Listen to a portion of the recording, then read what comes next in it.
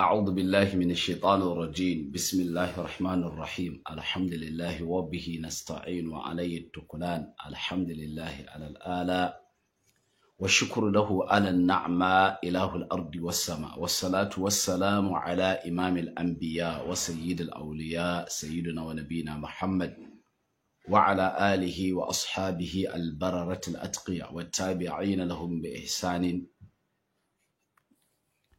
ila yawmil jaza amma ba'du assalamu alaikum wa rahmatullahi wa barakatuh. Mune wa Allah godiya cikin ikonsa da amincewarsa da kaddarawarsa da ya ƙara kaddara saduwar mu wannan lokaci mai albarka. Mune wa Allah godiya bisa haka, muna kuma roƙon Allah da ya karbi kyawawan ayyukan mu, kusakuran mu Allah ka yafe mana kuma ka ba mu ikon gyarawa.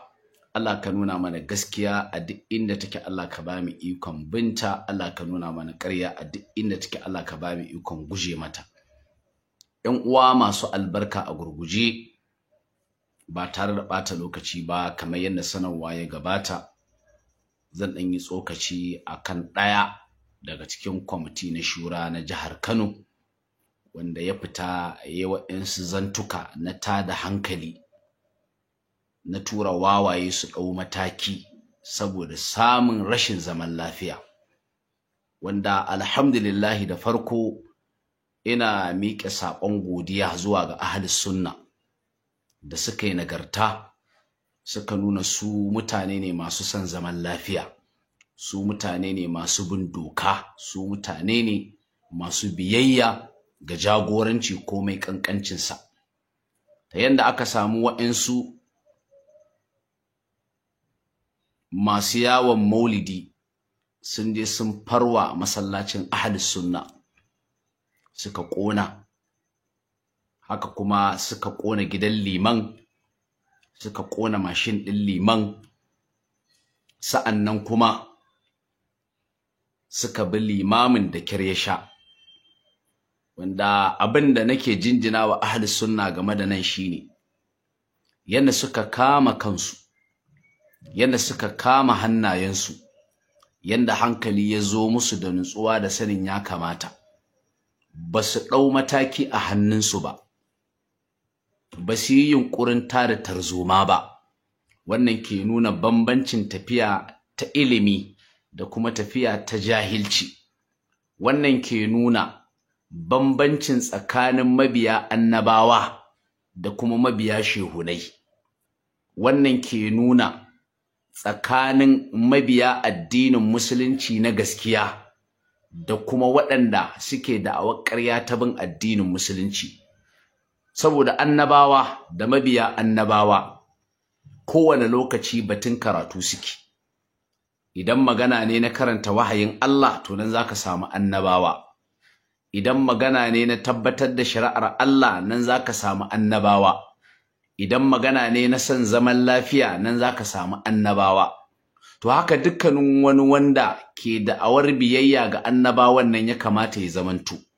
Amma duk inda za a yi rikici, a yi tashin hankali, wannan ba koyarwa ne na annabawa ba, kuma ba aiki ne na annabawa ba. To lokacin da aka samu wannan ƙadiyya ta faru na waɗanda suka fake da yawon maulidi, suka yi amfani da wannan dama don biyan buƙatarsu wa cimma burinsu, wanda masallaci ɗaki ne na Allah, ɗaki ne na Allah, ba wai ɗaki ne na ɗan izala ba, ko ba ɗaki ne na bawahabiye ba. Ɗaki ne na Allah, wanda ɗaki na Allah kakan iya samun wani ma yana ɗariƙar, amma ɗariƙar da yake yi ita ba ta hana shi shiga ya sallah ba. Kaga yayin da ka ƙona ɗakin Allah matsayin cewa masallacin ɗan izala ne, to kaga da Allah kai faɗa. A wannan lokaci Allah kake takala, a wannan lokaci fito na fito kake da Allah. Amma duk da haka wa'annan mutane suna da awon musulunci, suka zo suka ƙona ɗakin Allah da nufin wai soyayya ga manzon Allah sallallahu alaihi wasallama. Babu inda aka taɓa samu wa'ansu mabiya annabi Muhammadu a baya sun ƙona ɗakin Allah wai da nufin cewa wa'anda suke sallah a wajen su ba su yadda da su ba, ba a taɓa samu ba. kaga wannan zaka fahimci cewa lallai ba musulunci bane, sa'annan ba nagarta bane, sa'annan kuma ba ilimi bane, wauta ne da jahilci da hauka, ba addini bane. Ko da a ce wanda yake cikin wannan ɗakin Allah ɗin yana faɗin abin da kai baka yarda da shi ba, addinin musulunci bai baka wannan damar ba. Kai ma kana da waje naka, je ka kai ma ka faɗi abin da ka yarda da shi. Jama'a waɗanda suke ‘yan kan katanga gefe sai su auna, su ga waye ya kawo hujja, waye ke da dalili, waye mai gaskiya, sai su ɗauka. Amma duk inda tashin hankali yake, wannan ba tafiya ce ta annabawa ba, ba tafiya ce kuma ta masu koyi da annabawa ba. Saboda su annabawa Allah ya turo su ne don isar da saƙon Allah. To in dai ba saƙon ba su da buƙatar wani abu, ba su da buƙatar su yi tashin hankali, ba su da buƙatar su yi faɗa. Su dai kawai abin da suke nema shine saƙon nan da Allah ya ba su isar da shi zuwa ga al'umma. Duk wani abu kuma wanda zai kishiyanci wannan saƙon, annabawa suna nisantarsa, ba sa siffantuwa da shi, saboda abin da ke gabansu wazifarsu shine wannan da'awa. To haka dukkanin wani mabiyin annabi yake. Shi yasa to ina amfani da wannan dama gurin jinjina wa ahli sunna da kuma yaba musu ta yanda aka ƙona musu masallaci da gidan liman da mashin ɗin liman, aka yi ƙoƙarin kaiwa wannan limami hari, amma hankali ya zo musu, suka tuna cewa su ɗin mabiya annabawa ne, su ɗin wakilan annabawa ne, su ɗin so suke a samu zaman lafiya, suka ba wa doka haɗin kai da kuma dukkanin wanda yake da alaƙa da wannan doka a bisa jagoranci da yake yi, ba su ɗau mataki a hannunsu ba. Alhamdulillahi, ta nan ahlus sunna kun yi abin da ya kamata, kuma kun yi aiki da wasilci da malamanmu suke yi mana. Alhamdulillah. To wannan gaba na farko kenan ku ahlus sunna. Kuma jan hankali da nake ƙara yi zuwa ga ahlus sunna, ku sani hanyar da kuka ɗauko tana da ƙaya. Dole ne sai Allah ya jarrabe ku. Hanyar da kuka ɗauko tana da ƙaya. Malamanmu na baya sun karantar da mu irin yadda za mu yi haƙuri kan wannan hanyar. Saboda jama'a ne sun taso cikin abin da kakanninsu a ciki suke, iyayensu a ciki suke, ‘yan uwansu a ciki suke, haka unguwannin da suka taso a ciki suke. To kai kuma ahli sunna sai kake ɗauke da abin da ya saba wa wannan abu da wa'annan mutane suka taso. To kaga dole kana da ƙalubale a gabanka, kamar yadda Bahaushe ke cewa sabo turken wawa. Mutum ya taso a abu, an haife shi a abu, ya gaji abu, wannan abun kuma kuskure ne, wannan abun kuma ba daidai ba ne, wannan abun bid'a ne, wannan abun kafirci ne, wannan abun ba musulunci ba ne, sai kai ka zo za ka raba shi da wannan abu. To kaga dole sai inda ƙarfinsa ya ƙare, inda a ce ya yi amfani da tsari na addini da ba zai faɗa da kai ba, da kai ne masoyinsa. Inda a ce ya yi karatu, to zai san cewa so kake ka ɗora shi kan daidai.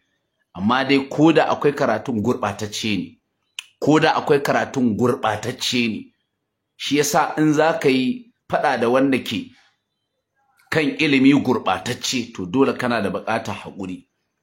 Saboda shi wannan gurɓataccen iyaka iliminsa kenan, shi wannan gurɓataccen iya addininsa kenan, shi wannan ilimi wanda aka ɗora shi a turba ba daidai ba iyaka saninsa kenan. Kai kuma sai da ka tace, sai da ka tankaɗe, sai da ka rairaye, bisa rairayewar da tacewan malaman baya suka tabbatar abin da kake kai shine daidai. To amma shi wannan kakanninsa da iyayensa da ƴan uwansa da inda ya taso ne cikin gurɓataccen wannan ilimin, da haka bai san kowanne ba sai shi. Shi yasa kuma zaka ga a baya sukan yi yunƙuri gurin hana ‘ya'yansu fita su yi karatu mai zurfi. Har faɗi ake, ai gwara kakkai ilimin, saboda in kai ilimin mai zurfi ɗan izala kake zama. Wallahi haka suke cewa. Wannan yasa wa'insu shehunai da yawa suka ƙi su tura ‘ya'yansu ƙasashen waje su yi karatu na jami'o'i, karatu mai zurfi, saboda gudun kada su fahimci gaskiya, saboda gudun kada su samu tataccen ilimi, saboda kar su zama ahlus sunna, dan ana faɗi cewa in dai kai ilimi mai zurfi to ahlus sunna kake zama. Wannan ya sa wa'insu shehunai sun ƙi su yadda su tura yaransu su yi karatu mai zurfi, wanda kuma karatu ai haske ne. Duk abin da za a ce ka gano wani abu ta hanyar karatu, wannan haske ne. To amma su ɗin saboda sun rayu ne a kai, sun gina a kai suke ci, a kai suke sha, a kai suka gada, sai su hana a yi karatu mai zurfin. Shi yasa ahlus sunna kuna da buƙatar yin haƙuri, kuna da buƙatar juriya, saboda ko ɗin ilimi kuwa samu tatacce, su ɗin kuma akan gurɓataccen ilimi suke. Da haka abin da suka fahimta kenan. Shi yasa Muhammad bin Abdul Wahhab, ɗaya daga cikin manya-manyan malama wanda suka jaddada tauhidi, yana faɗi cikin littafinsa al-usul thalatha, wani littafi yayi wanda ke karantar da al'umma tauhidi. Abu na farko da ya fara cewa, yace ka sani Allah ya maka rahama, lallai yana wajaba akan mu san mas'aloli guda hudu. Wajibi ne mu san mas'aloli guda uku, afwan, guda hudu afwan. Abu na farko kenan, a farkon littafin kenan. An gane akwai inda yace wa'ansu mas'alolin, amma dai guda hudu wannan sune na farko, kuma sune mahallu shahid. Yace i'lam rahimakallahu annahu yajibu alaina ta'allumu 4 masail. al-ula al-ilmu wa huwa ma'rifatu Allah wa ma'rifatu nabiyhi wa ma'rifatu din al-islam bil adillati. الثانية al-amalu bihi. الثالثة الدعوة إليه. الرابعة الصبر على الأذى فيه. Muhammad bin Abdul Wahhab yace ka sani Allah ya maka rahama, yana wajaba akan mu san wa'insu mas'aloli guda hudu. Mas'ala ta farko yace al-ilmu shine ilimi. Dole ne a matsayinka na musulmi kai ilimi, kamar yadda hadisi ya tabbata daga Annabi sallallahu alaihi wasallam yace talabul ilmi faridatun ala kulli muslim. Neman ilimi farilla ne akan kowane musulmi, namiji da mace dole ne su nemi ilimi. Haka Muhammad bin Abdul Wahhab yace lallai ne mu san wannan mas'alar, ita ce ilimi. Mas'ala ta farko kenan. Menene ilimi? Sai yace wa huwa ma'rifatullahi. Yace wannan ilimi shine sanin Allah. Wa ma'rifatu nabihi, da kuma sanin annabin Allah. Wa ma'rifatu dinil islami, da kuma sanin addinin musulunci bil adillati, da dalilai. Kaga wayannan abubuwan guda uku yace sune ilimi. Na farko dole ne ka san Allah. Dole ne ka san Allah. Na biyu dole ne ka san Annabi Muhammad sallallahu alaihi wasallama, dole ne. To ta bangaren sanin Allah mun bambanta da wayannan mutanen. Ta bangaren sanin Allah mun bambanta. Mu ba mu san Allah ta hanyar da suka san Allah ba. Mu mun san Allah ne ta hanyar annabawa. Su kuma sun san Allah ne ta hanyar shehunai. Shi yasa ko ala ilaha illallah kai ahlus sunna daban kake da dan dariqa. Ko ala ilaha illallah kai ahlus sunna daban kake da dan dariqa. Saboda kai taka la ilaha illallah tana da ma'anarta daban, shi ma tasa la ilaha illallah tana da ma'anarta daban. Shi la ilaha illallah a wajen dan dariqa ba ta tabbata sai yayin fana'i, sai yayin da ya haukace, hankali ya gushe masa, sai yayin da ba shi da filin ɗin komai, ya zamanto shi ɗin babu shi ya shafe, to sannan la ilaha illallahunsa take tabbata. Sannan ba shi da hankali, sannan ba shi da sifa, duk abin da yake da shi na Allah ne. In ma magana yayi, wannan magana ta Allah ce. To shi a wannan lokaci shine la ilaha illallahunsa take.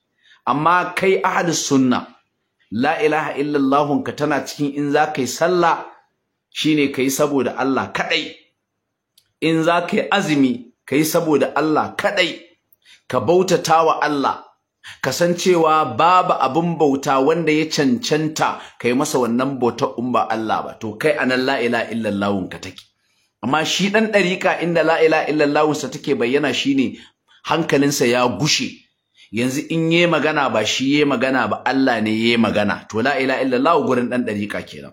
Shi yasa in suka zo fassara la ilaha illallah ba sa fassara ta a cewa la ma'budu bi haqqin siwallahi, a'a wannan ba ta su fassara bane.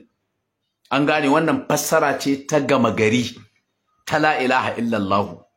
La ma'budu bi haqqin illallah, babu abun bauta da gaskiya in ba Allah ba, to wannan fassarar musulmi kenan. Kuma ita suke kira fassarar gama gari a ɗariƙancan ma. Ita ce kuma Shehu Ibrahim ke ce mata tauhidul ammati, tauhidi na gama gari, common tauhidi, wanda duk wani ordinary musulmi yana kai, to wannan suke kira shine fassarar la ilaha illallah a wajensu, shine babu abun bauta wanda ya cancanta ai masa wannan bautar sai Allah.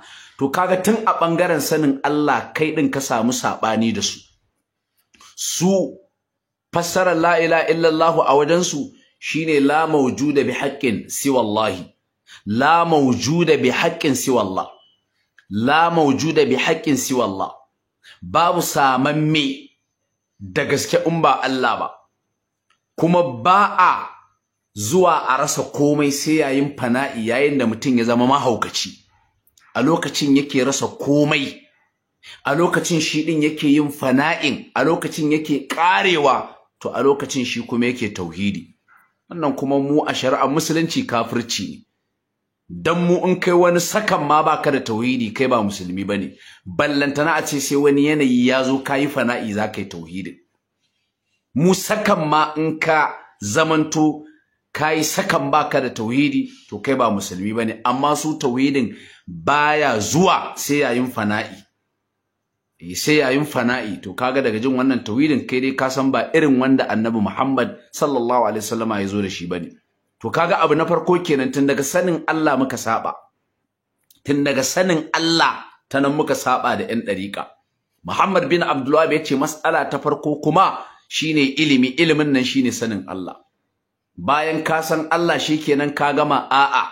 Muhammad bin Abdul Wahhab ya ce wa ma'rifatu nabihi, da kuma sanin annabinsa. Dole a sunna sai ka san Annabi Muhammadu sallallahu alaihi wasallam, saboda sai ka san shi ne za ka yi koyi da shi. Dan ba za ka iya kai sallah ba, wallahi sai ka yi irin ta Annabi Muhammad, shine Allah ya karba. Duk wata sallah da za ka yi in ba irin tasa kai ba, wallahi Allah ba zai karba ba.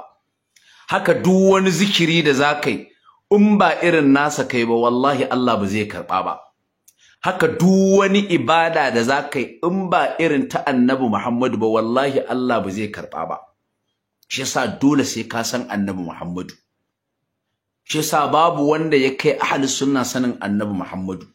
Dan su sanin Annabi Muhammadu sun yi ne ta hanya tatacciya. To ta nan ma gurin sanin Annabi Muhammadu mun saba da su. Mun saba ta ɓangaren sanin Allah. Su sun ce ba a sanin Allah sai an shiga ɗaki an jajja wa'insu abubuwa, ka haukace baka cikin hayyacinka sannan kake sanin Allah. Mu kuma ba haka bane. Shi yasa zaka ji suna cewa ai kai ba arifi bane, wato kai baka shiga ɗaki an baka wani abu ka haukace ka ce komai Allah bane, shine kai ba arifi bane. Dan haka kai in kai tauhidi ba arifi ba, kai irin tauhidin arifi Shehu Tijjani ce, kai kafiri ne. Haka shi ma arifi in yi tauhidi shi ma irin namu ya kafirta. Shi yasa tauhidin su daban yake da namu. Yanda suke sanin Allah ba haka muke sanin Allah ba. Haka kuma yanda suke sanin Annabi Muhammadu ba haka muke sanin Annabi Muhammadu ba. Dan mu ba ma sanin Annabi Muhammad sallallahu alaihi wasallama da molanka, ba ma haka mu. Mu muna sanin Annabi Muhammad ne da dalili. Ba ma auna manzon Allah da kwakwalwarmu. Ba ma auna manzon Allah da tunaninmu, saboda tunanin namu yana da gazawa, saboda tunanin namu yakan bambanta. Wani tunanin ka zaka ga cewa kai abin da kake faɗi kamar ɗaukaka ne ko daraja ne kai a naka tunanin.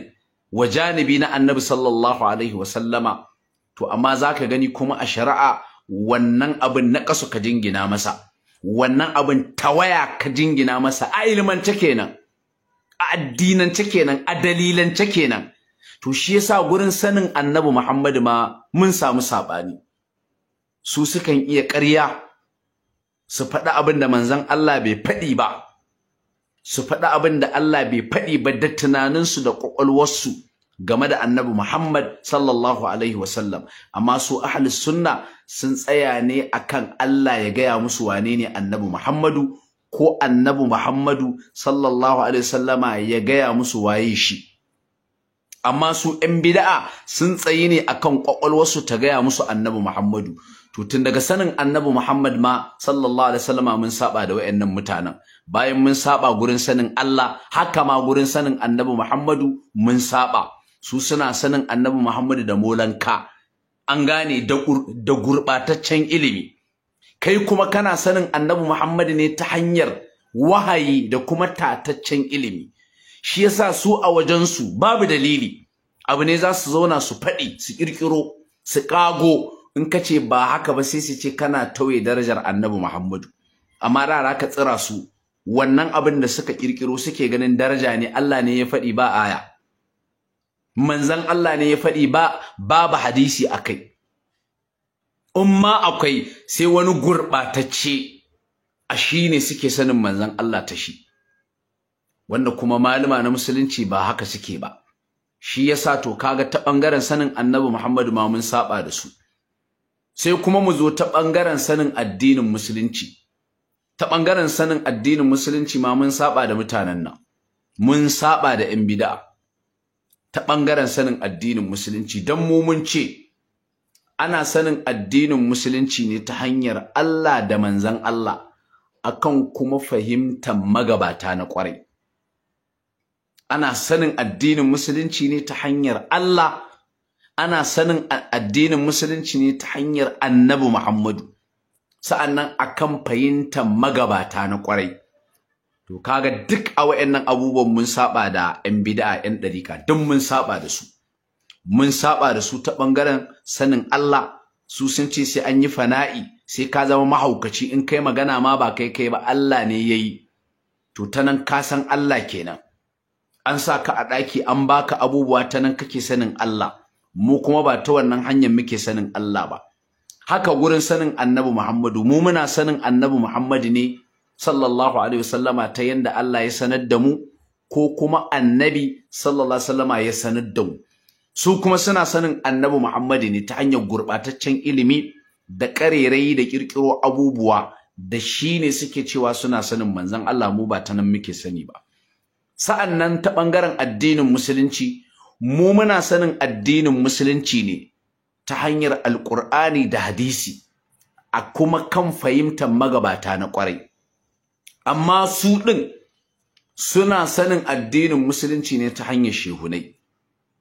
Shehunan da sai da duniya ta ɓaci suka zo, sai da duniya ta gama ɓaci, addinin aka ɓata shi da abubuwa, sa'annan shehunan nan suka fito. To a wannan lokaci kuma suke ba su addini suke karɓa. Amma mu ba ta nan muke sanin addinin musulunci ba. Mu muna sanin addinin musulunci ne ta hanyar ɗalibai na addinin farko, ɗalibai na annabin da aka aiko, ɗalibai da suka rayu da annabi Muhammad sallallahu alaihi wasallam. Mu ta nan muke sanin addinin musulunci. To kaga a wayannan abubuwa guda uku mun saba da su. Sa'annan to bayan kayi wannan, kai ka fahimta, dole ne kayi da'awa. Dole ne kayi da'awa. Bayan kai afwan abu nabi da Muhammad bin Abdul Wahhab ya faɗi shine al'amalu bihi. Wannan al'ilmu kenan. Wa huwa ma'rifatullahi wa ma'rifatu nabiyhi wa ma'rifatu dinil islam bil adillati. Abu na biyu shine al'amalu bihi. Dole kai aiki da wannan ilimin, saboda ilimin da ba a aiki da shi ba shi da amfani. Dole ne kai aiki da wannan ilimin, shine al'amalu bihi. Dole kai aiki da shi. Abu na uku shine ad-da'watu ilayhi. Dole kai da'awa. Baka cewa kai ka gane amma kai ka tsira, kowa ma kai ya gane, ba a haka. a ƙa'ida na addinin musulunci yanda ka tsira to yi ƙoƙari wani ya tsira, yanda ka gane yi ƙoƙari wani ya gane, yanda ka sani yi ƙoƙari wani ya sani. Shine to da'awa dole ce, bayan kai ka sani ka yi aiki da shi, to dole ne kuma ka kirawo wani zuwa ga wannan ilimin shi ma ya gane don ya aiki da shi. Sai abu na uku shine, na huɗu kai shine as-sabru alal adhafihi, dole ne ka yi haƙuri, akwai cutarwa kuma ahlus sunna albishir ku ci gaba da haƙuri, wallahi akwai nasara a gaba, wallahi. Haka da'awar ta ginu, je ka karanta tarihi ka ji. Haka da'awar ta ginu, dole ku yi haƙuri. Hayaniya ba riban mu bane, an gane, ta yadda tarzoma ba riban mu bane, rashin samun kwanciyar hankali mu ahlus sunna ba riban mu bane, saboda mu ne muke da haja, mu ne muke da kayan siyarwa, kuma kayan mu ake siya. Da haka in aka yi hayaniya an cutar da mu, da haka in aka yi rikici an cutar da mu, dan ƙarshe kasuwa za ta watse kenan. Shi daman wanda ba shi da shago munna zai yi, ko wanda yake da shago babu kaya masu kyau a ciki munna zai yi, daman saboda ai ba a siya, baya ciniki. Shi yasa yanda nake janyo hankalin ahlus sunna, lallai mu zamanto cikin nutsuwa, cikin kwanciyar hankali duk abin da zai zo wannan da'awa. Yanda malaman mu suke faɗi, kada wani wawa yayi amfani da kai ka bashi wannan damar. Akwai wanda yana sana zai takale ka, saboda so yake yi ka yi yunƙuri, shi kuma ya amfani da wannan yunƙurin ya cutar da kai. Akwai su suna nan da yawa, kila wa'insu sun sa rigan ma'aikata, haka suke so ka ba su wannan damar, saboda ba za su taɓa samun dama a kanka ba sai ta hanyar da suka ɗan tsikare ka, suna tsikarar ka kana yin yunƙuri kana wani abu, to da wannan za su kama ka, amma a haka ba su da abin da za su kama ka. To shi yasa ahlus sunna muna janyo hankali, lallai mu nutsu. Duk kuma wani abu da zai zo mana kan wannan da'awar mu karɓe shi hannu bibbiyu. Tsarin Allah ne, akwai jarrabawa a cikinsa, kuma in an yi haƙuri wallahi gaba akwai riba. Yanda nake faɗi cewa hayaniya da tashin hankali mu ba riba ne gare mu ba, ahlus sunna ba shi da riba komai. In kuma mun yi haƙuri mun ga yanda na baya suka yi, sun ci riba daga ƙarshe, to wallahi mu ma za mu ci riba, wallahi daga ƙarshe za mu ci riba. Shi yasa hanya na tashin hankali da rashin samun tsaro ko rashin samun zaman lafiya ba riba bane ga mu ahlus sunna, saboda mu ne ake siyan kayan da muke siyarwa, mu ne masu ɗauke da addinin gaskiya, mu ne kuma masu karantar da al'umma da dalilai, mu ne kuma al'umma suke fahimtar da'awanmu. Da a gari in an ce ka nuna ɗan izala, wallahi sai ka yi tunani, saboda ƙarancin ‘yan izala ɗin. Da a nan unguwa in an ce ka nuna ‘yan izala, wallahi sai ka yi tunani, sai ka tsaya ka yi jim kana tunanin wane gida da wane gida za ka nuna. Da idan an ce a gari kaza akwai ɗan izala, sai kana doubting akai, tunani kake anya ku akwai ɗan izala, anya ku akwai ahlus sunna a wannan gari, saboda yanda bid'a ta mamaye ta yi katutu a wajen. Amma yanzu dan Allah, a unguwa ɗaya, unguwar da ta kafa a bid'a, dan Allah idan an ce waye ahlus sunna, kila a cikin gidan shehun ma akwai. To kaga ashe kayan mu ake siya, ashe mu ne ake fahimtar da'awan mu, ashe mu ne ake karɓar saƙon mu. To mu da muke da wannan, to dole sai mun yi haƙuri, dole. Sai mun jure, dole.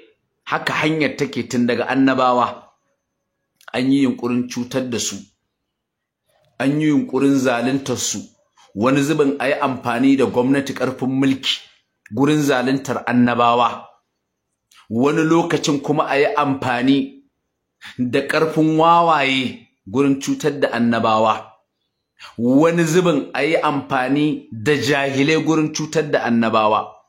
Amma dai daga ƙarshe su annabawan nan su ne suke cin riba, dan abin da suka zo tabbatarwa yakan tabbata a ƙarshe shine saƙon Allah. To haka kai ma ahlus sunna in kai haƙuri haka zaka tarar. wannan kenan ta ɓangaren jinjina wa ahli sunna yanda har aka samu wa'yansu 'yan zaune gari banza 'yan bida'a sun je sun ƙona masallaci, sun ƙona gidan liman, sun ƙona mashin ɗin liman, kuma sun yi yunƙurin neman rayuwar liman wanda ahli sunna ba su yi wani motsi a kai ba. Da haka ina jinjina muku, ina muku addu'a kuma Allah ya tabbatar da ku akan haka, kuma ku ci gaba da haka. Yin kuma hakan shine ci gaban da'awanmu, don sai da zaman lafiya za a fahimce mu, sai da zaman lafiya za a yi aiki da saƙonmu. Da haka ku ci gaba da tabbata a haka. Wannan ina jinjina muku ahli sunna. To a daidai wannan gaba ne zan alakanta wannan topic ɗin da yanzu nan nake so in tattauna da qadiyar ƙona masallacin nan. Ta nan ne zan alakanta. Kuma abin da zamu shine kawai zamu haska wa jami'an tsaro ne. Tayyu ba su ji ba, to yanzu mun jiyar da su. Tayyu ba su gani ba, yanzu mun sa sun gani, mun ganar da su wannan abin. An gane, tayyu ba su sani ba jami'an tsaro, to yanzu zamu sanar da su. Tayyu ba su gani ba, to yanzu zamu nuna musu. Shine amfanin wannan saƙon, wanda yanzu zan danna za a ji. Kuma abin takaici shine ɗaya daga cikin kwamitin shura wai shi waɗannan zantuka, wannan abin takaici kenan. Kuma a tafiyar jigo ne, wannan shine abin takaici, wanda a bisa adalci, a bisa hankali mataki biyu ya kamata a ɗauka a kansa. A bisa adalci kenan, a bisa ilimi, a bisa tunani mai kyau, mataki biyu ya kamata a ɗauka a kansa. Mataki na farko shine kwamitin shura su nuna masa lallai zaɓo shi da suka yi a matsayin wakilinsu akwai bambanci tsakaninsa da kowa, akwai bambanci tsakaninsa da gama gari wanda ba shi ba kenan, wanda ba a zaɓo ba. Su nuna masa wannan muhimmancin ta hanyar ladabtar da shi, ya san cewa shi ɗin fa akwai bambanci tsakaninsa da wanda bai shigo wannan kwamitin ba. Ko da zai ce shi wannan abubuwan da ya yi ba da sunan kwamitin ya yi ba, to wajibi ne kuma ta nan ne za ka yabawa jami'an tsaro. Jami'an tsaro ta nan ne za ka yaba musu. Shi yasa daga cikin abubuwan da aka koyar da mu, kai a matsayinka na wanda za ka ba da tsaro, kai a matsayinka na wanda za ka kama mai laifi, to yana daga cikin abubuwan da aka baka hand out ka karanta cewa duk inda ake wani laifi, to kakka kuskura kai kanka wannan wajen a kama ka a cikin wayannan masu laifi. An karantar da mu wannan. Haka yake tsarin police da duk wani wanda yake tsarin force, haka yake. Ana hazzarar da al'umma duk inda ake saban Allah, kai fa a matsayinka na wakili, to lallai kakka kuskura ka je a ringa saban Allah da kai a wannan wajen, ko a ringa sabawa doka tare da kai a wannan wajen. To shi yasa alƙadiri, kwamitin shura, abin da za su fara yi, su nuna masa fashi daban yake da gama garin mutane. Ko da zai yi da'awar cewa ai wannan bayani da yayi ba da sunan kwamitin yayi ba, to ya kamata su ladabtar da shi, in ma su kore shi gaba ɗaya, in ma su dakatar da shi, in ma dai su san matakin da za su ɗauka. Don wallahi aibu ne. Ai kamar a misali ne. A misali, zan ba da misali, ba na ce ya tabbata ba. A misali ne kawai. A ga jami'in tsaro wanda ya sa kaki, wanda daban yake da mutane gama gari, kawai sai a ji shi ya fito yana taking side.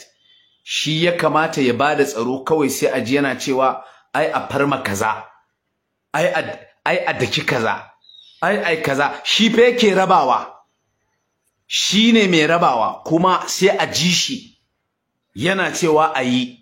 Dan Allah, wani tunani ne kake yi wa hukumar ba da tsaro za ta ɗau mataki akan wannan bawan Allah. Ai ba zai ma yi bane ma saboda ba ƙofar yin. Saboda tsarin aikin ya hana shi yin wannan abu. A samu jami'in tsaro a misali wanda shi ne a haƙƙo da ya ba da tsaro, kawai sai a ji ya ce ai kada a zauna lafiya, kawai sai a ji ya ce ai aje a tashi hankali. To wallahi na yi imani idan folis ne, wallahi na yi imani sai folis sun ɗau mummunan mataki a kansa. Wallahi in soja ne, na yi imani sai hukumar sojoji sun ɗau mataki a kansa. Wallahi kai ko ɗan hizba ne, wallahi na yi imani sai kwamandan hizba Malam Aminu Daurawa ya ɗau mataki akan wannan. To haka muke tsammani, amma inda adalci shura ta aikata. Lalle alƙadiri a ɗau mataki a kansa, a nuna masa daban yake da wanda ba shi ba. Ai akwai waɗansu da yawa a garin Kano ba a sa su a cikin shura ba sai aka sa shi. To in bai san yana da muhimmanci ba, su nuna masa muhimmancinsa a aikace. Wannan abin takaici ne a ce ɗaya daga cikin shura yana cewa a ɗau doka a hannu, yana cewa a ɗau katako, yana cewa a yi jina-jina. Wallahi abin takaici ne. Wannan ke nuna ma lalacewar tafiyar. Wannan ke nuna ma rashin adalci na tafiyar. In ne ba a ɗau mataki a kansa ba. Wallahi summa tallahi abin takaici ne, kuma na faɗi. Wallahi in a ce police ne yayi wannan, wallahi na yi imani police sai sun hukunta shi. Wallahi in soja ne yayi wannan, wallahi na yi imani sojoji sai sun masa hukunci. Wallahi na yi imani, na yi yaƙini. To sai kuma abin da ake dangantawa zuwa ga malinta, wanda da shi ne ake tunanin gyara al'umma. Yanzu wai dan girman Allah, kai kana ɗan ɗariƙa, koyaushe in kaga nazo ina shiri, kaga gaskiya tana bayyana, ina yi wa al'umma bayanin gaskiya, kana so ka dinga ɗauke min hankali ta hanyar kira, kuma yayin da na sa number waya sai ka ƙi kai kira. Kaga bai kamata ba. Kaga bai kamata ba. To yanzu an ce ma an fara kira ne. In uridu illa al-islah masabat. Wani irin islah? Ana yi wa al'umma bayanin gaskiya, in ka ji gaskiya tana ratsa ka a maimakon ka karɓa kawai kuma sai ka ringa kira na. Na ce ma an fara ɗauka ne. Kaga ai bai kamata ba. Ai bai kamata ba, haka suke fa. Duk yanda ya ga ana tsage gaskiya, wannan ɗan ɗariƙar yi ta faman kira na kenan. Kuma ba a ce a fara kira ba, saboda shi kawai baya son a tabbatar da gaskiyar. Kuma da zan yi karatu in zo in sa number waya, wallahi da wuya ya kira. Da wuya ya kira kuma. Amma ina tsakiyar tsaje gaskiyar sai ya zo ya yi wani abu wanda zai ɗauki hankalin mutane. Kamar yadda nake gaya muku, yanzu muna sauraro ne mu gani. Muna sauraro ne mu gani. To ta wannan ɓangaren, kamar yadda na ce, lallai shura wacce take ƙarƙashin gwamna, Allah ya ƙara masa lafiya da imani da nisan kwana, Allah kuma ya ɗora shi kan daidai, haka muke fata. Lallai ya kamata, ko in ce wajibi ne, su ɗau mataki akan alƙadiri, su nuna masa cewa lallai fa su ɗin na musamman ne, daban suke da kowane gama gari. In dai kana daga cikinsu, to kai akwai abubuwan da bai kamata ka aikata su ba. Lallai su nuna masa wannan. Kamar yadda na ce, idan a ce ɓangaren jami'ai ne na ba da tsaro, aka samu wani ma'aikaci ko ɗan sanda ya yi abu na tada tarzoma, ya yi yunƙuri shi da zai kwantar ya tayar, na ce wallahi sai sun masa hukunci. Na yi imani. Haka idan soja ne ya yi, na yi imani sai sojoji sun masa hukunci. Na yi imani. Saboda shi ɗin an samar da shi ne don ya samar da zaman lafiya. In kuma ya tada zaman lafiya, ya kishiyanci manufar samar da shi, kuma wallahi ba za su kyale shi ba. To haka alƙadiri da yake cikin shura, ya kamata shura ma su yi amfani da wannan ka'idar ta adalci ta daidai ta sanin ya kamata su ɗau mataki akan alƙadiri, su nuna masa cewa shi daban yake daga magari kamar yadda su ma na musamman ne. To haka wannan kwamitin nasu na musamman ne. Akwai mutane da yawa a Kano ba a sa su ba sai aka sa su, ciki ma sai da aka zazzabo. To da haka wannan abin da yayi na tayar da tarzoma na yunkurin assasa ta'addanci da sunan addini, wallahi shura wajibi ne su ɗau mataki a kansa. Wannan mataki na farko kenan da ya kamata ya fuskanta a ɗauka a kansa daga ɓangaren shura. Mataki na biyu shine mataki na jami'an tsaro. Irin wannan maganar, ko in ce wacce ma bata kai ta ba, Malam Lawan yayi, amma sai da aka kama Malam Lawan yayi wajen kwana 4 ko 3. Irin wannan maganar ko wacce ma bata kai ta ba, duk kuma zan faɗi fuskokan da maganar Malam Lawan bata kai wannan ba, duk zan faɗi fuskokan. Maganar Malam Lawan bata kai wannan ba wacce alƙadiri yayi, amma sai da aka kama shi wajen kwanansa 3 ko 4 akan wannan maganar. Akan wannan maganar sai da aka kama Malam Lawan. To haka abubuwa suke bayyana. In kai adalci a wani waje, to saboda Allah ya jarrabe ka, sai ya jarrabe ka da irin wannan wajen a matsayinka na ma'aikaci, ko kuma gurin da yafi wannan wajen da kai kake ganin kayi adalci, to dan Allah ya gani, jama'a kuma su gani. Shin adalcin da kai a can zaka yi anan? Shin matakin da ka ɗauka a can zaka ɗauka anan? Duk jarrabawa ne. Allah zai jarrabe ka da abubuwa masu kama da juna. Ko kuma a'a, Allah ya jarrabe ka da ƙaramin abu ka ɗau mataki, sai Allah ya jarrabe ka da babban sa. Dan yanzu Allah ya nuna wa al'umma shin kai adali ne ko ba adali bane kai. Shin zaka ɗau matakin da ka ɗauka a can baya ko ba zaka ɗauka ba. Malam Lawan ya fito yayi zantuka, yayi maganganu na irin dukan da aka yi wa ahli sunna a ƙona musu masallaci, na irin takaici. Ya fito ya faɗi wa'ansu zantuka wanda jami'an tsaro suke ganin wa'annan zantukan za su iya haifar da fitina ko tashin hankali, yanda su jami'an tsaro suka kalla sai suka kama Malam Lawan. Sai kuma gashi wani ya fito da sunan shi ma yanzu zai sa wawaye su aikata wani abu,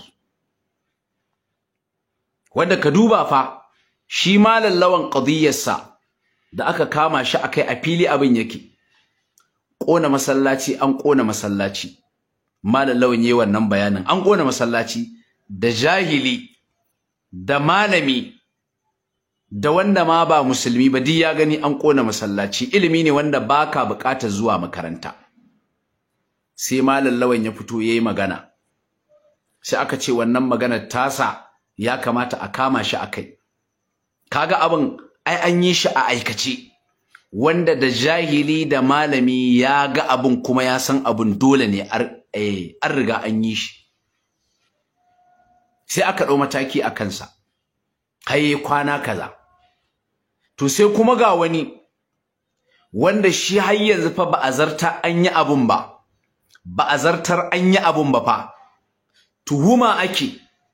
Sai kuma gashi a wannan lokacin yana wa'ansu zantuka na hankada jahilai su wauta,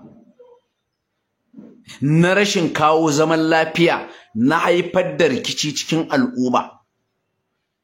Mu kula fa da kyau, shi Malam Lawan da yayi bayani akan wannan abun, abu ne wanda da jahili da malami da wanda ma ba shi da addini gaba ɗaya ya san wannan abin, saboda gashi a aikace an ƙona masallaci, an yi shi a aikace. Shi kuma wannan abin da shi wannan yake bayani akai alƙadiri, abu ne wanda ba mai iya tantance shi fa sai malami.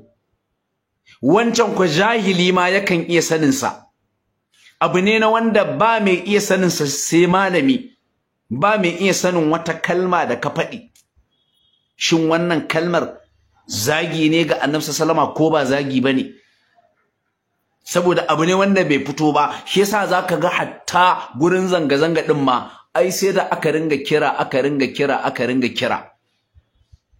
sai da wa'ansu daga can Bauchi wa'ansu wawaye suka ringa ai kaza a fito an yi kaɗan. Wato kaga hankalinsu bai ba su cewa wannan abin an yi ba, amma ƙona masallaci da aka yi a nan Kano zahiri ne, kowa ya gani, ba shi da buƙatar tunani. Ba sai wani ya ce ma kaga an ƙona masallaci ba, ka san an ƙona.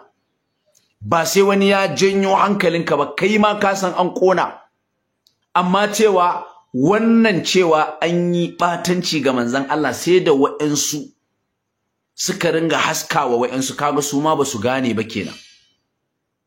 To kaga abin da Malam Lawan ya fito yayi magana akai aka kama shi, abu ne a fili wanda jahili ma ya san abin.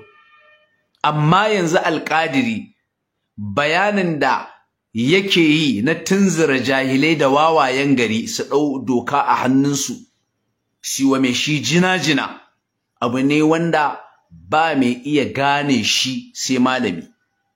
To kaga in kai compare tsakanin abin da aka kama Malam Lawan a kansa, na shi fa aka doka, shi aka zalunta, yayi magana ga ta tabbata jahili ma ya gane, ya san an aikata wannan abu, ya fito yayi magana aka ce zai tada hankali.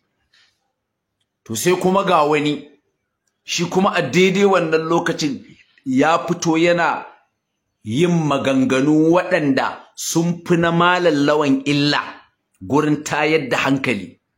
Sa'annan kuma wannan abu da yake iddi'ai, yake da'awar an aikata, babu tabbas fa an aikata, babu tabbas an aikata. Amma wancan na Malam Lawan ga tabbas an gani an aikata, jahili ma ya sani, wannan kuma ba mai iya tantance shi sai ɗalibin ilimi. Amma gashi yana kiran wawaye su ɗau doka a hannu. To shine ai nace wani zubin Allah yakan jarrabe ka cikin aikinka, sai Allah ya zo ma da abubuwa guda biyu masu kama da juna, dan Allah ya nuna wa al'umma kai adali ne ko kai ba adali bane, kana da adalci ko baka da adalci, matakin da ka ɗauka a can shin zaka ɗauka a nan, duk jarrabawa ne Allah ya yi a lokaci ɗaya. Kuma idan an yi adalci za a kama shi wannan bawan Allah ya yi kwana da kwanaki, tunda nasa ya fi illa, saboda yanzu in ka ce wa jahilai kawai in ka ji kalma kaza kawai an yi ta akan ma'aiki, kawai ka zo ka dakime shi, ka buga masa katako, ka tada hayaniya, to wannan fa yayi kiran kowane wawa, yayi kiran kowane mahaukaci, saboda yanzu bai bada ka'idar da za a yi duka a kanta ba, ya nasabta ya miƙa wannan ka'idar zuwa ga ƙwaƙwalen mutane fa. Dan wani kwakwalwarsa ce za ta bashi kawai wannan abin da aka faɗi suka ne ga manzon Allah, kwakwalwarsa kawai za ta bashi, ta yi ƙungurmin jahili ne. To shi Alƙadiri ya ce yayi amfani da wannan jahilcin nasa da wannan tunanin nasa ya bugi me shi, yawa me shi jina-jina. Bai bashi kuma ƙa'ida ba, kawai ya mayar da ƙa'idar yayi amfani da kwakwalwarsa. Dan Allah wannan ba ta da zaune tsaye bane, ba so yake ya haɗa rikici na addini ba dan Allah.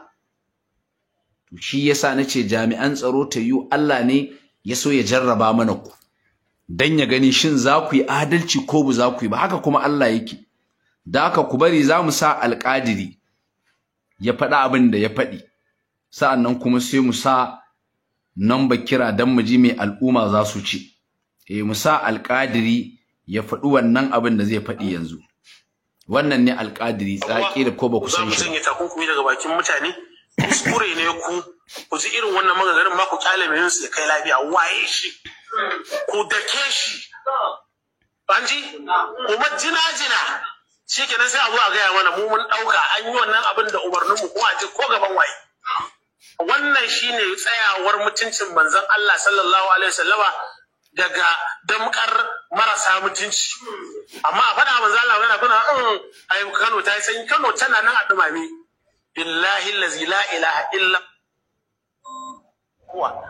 Banda dai tunanin a zauna lafiya din da cewa kuɗan yaƙuri sai na kashe, in ba haka ba sai su ta kira direct.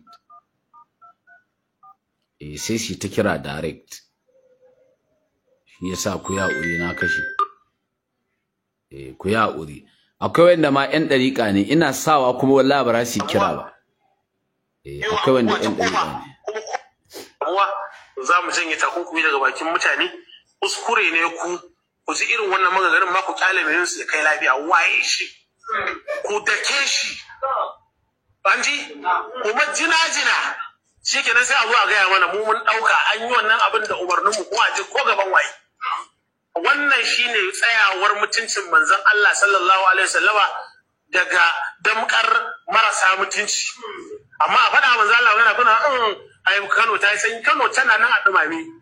Billahi allazi la ilaha illa huwa. Banda dai tunanin a zauna lafiya din da cewa a biyo abubuwa ta kofa, kuma kowa da inda Allah ya je shi, da daga nan muka yi sallama za mu je mu tadda su da abin da zai faru ya faru. To amma dai muna faɗa gwamnati ta yi abin da ya kamata, kuma kowa jama'a gari ko ɗau doka a hannunku in ji ni. Wannan shine aikin masu imani. Bukhari ya rawaita hadisi, manzon Allah ya zo majalisa gauraye da mushrikai da kafirai da munafukai, sai Abdullahi dan Ubayyu ya rufe hanci shi da mutanensa, ga Muhammadu nan za su tayar mana da kura da wannan jakin nasa. Musulman ciki masoya annabi sai suka yi shiru. Annabi ya yi shiru cewa shi a zauna lafiya, kuma kuma ku shiru a zauna lafiya. Yaya suka yi? Suka karyo abin rassa reshen dabino, suka ringa tafkarsu. Kafa manzo Allah ya sauko ce a bari. Wannan shine wajibinku. Ba zai yi nan mu ce a bari, kuma ku tafi a mazhabin a bari, to mun zama banzaye kenan. Ku ɗauki mataki, ka samu katakon kana kusa ka daidaici gefen kunnen shaki ka dakar. Haya sai in zo ci alaba da hakuri me ya faru? Ai nasi ya gane ce kai nasi ne ba gane ba, ni ma bayanan nasi kai kuma ka hukunta shi da laushi. Wannan shine wajibinku. Mutum ne ba Muhammadu sahabin manzon Allah sallallahu alaihi wasallama, kawai wani ba Yahuda ya ce Allah ya zaɓi annabi Musa akan annabi Muhammad sallallahu alaihi wasallama. Ya ce kai ni kake ga wannan maganar? Tare da cewa maganar da ya faɗa tana da fuska. Allah ya zaɓi annabi Muhammad kuma Allah ya zaɓi annabi Musa. Dukkan zaɓaɓɓu ne tunda kowa manzon ne. Amma annan musulmi ya cire hannu ya gaurawa Isra'ili mari gawo. Ba shi Allah ne zai raba faɗa ce kai ya haka daga yau a daina irin wannan, kada ma a fifita tsakanin annabawa, la tufaddilu bainal anbiya. Wannan yana na cikin littafi. Saboda haka wajibin ku ne in ji ni ku dau doka a hannunku, idan an je gaba sai a daidaita a ciki. Allah ya iya mana, Allah ya gafarta mana. Kuma Ibn Taymiyyah to wato wannan magana ta shi wannan ɗaya daga cikin kwamitin shura, wanda na ce haka Allah ke jarrabar bayansa in ya ba su dama. Ƙila wani Allah zai jarrabe shi, ya ba shi dama cikin aikinsa kuma don ya jarraba wa al'umma shi, su gane cewa wannan adali ne ko ba adali ba ne. Haka Allah yake tsarinsa. Sai zo ma da abubuwa masu kama da juna a lokaci ɗaya. Wannan jarrabawa ne Allah zai ma, saboda al'umma su gane waye kai. Kaga wannan abin da yake faɗi ya fi na malam lawan illa. Ya fi na malam lawan illa. In ma na malam lawan yana da illa, to wannan ya fi shi illa. Wannan ya fi shi illa. Saboda abu na farko yanda nake faɗi shine, shi wannan ɗaya daga cikin shura da ya wannan maganar, ai bai ba da ƙa'ida wacce take ilimi zai tantance ba, bai ba da ƙa'ida ba. Saɓanin na malam lawan, wanda ko jahili sai ka san abin da aka yi ba daidai ba ne, ƙona masallaci aka yi, a kansa malam lawan ya yi magana. wanda kaga shi abu ne wanda jahili da ba jahili ba yakan iya tantancewa akan wannan abu malam lawan yayi magana aka kama shi. Amma shi wannan akan abin da yake magana a dake shi, a yi kaza, a ɗau makami, a yi kaza, su duk inda aka je su suka sa a wannan. Kaga abu ne wanda maciji ne a ciyawa. Maciji ne a ciyawa. Kuma ya alakanta abin da kwakwalwan jama'a, wani wawa ne. To da haka shi ma kawai in wawancinsa a tunaninsa a jahilcinsa ya bashi an faɗi kaza, to kawai ya ɗau doka a hannunsu. Ya ɗau doka a hannu. Idan an zo ya ce shi alƙadiri ne ya sa. Alƙadiri ne ya sa, wato abin ma da yake nunawa shi ya fi ƙarfin kowa, ya fi ƙarfin doka shi. In an je su ne, a dake shi in an je dukansa ne. To, ban san abin da yake takama da shi ba, ƙila yana ganin cewa ko gwamnatin tasu ce ƙila. Ƙila yana ganin cewa gwamnatin tasu ce, shi yasa yake dukan kirji na cewa ai aje duk inda aka je. Waye? Kaiwa? Me da kai?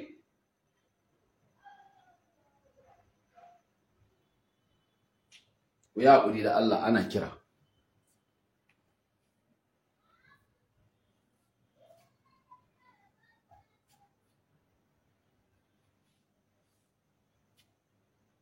Ga kiɗin ta nan.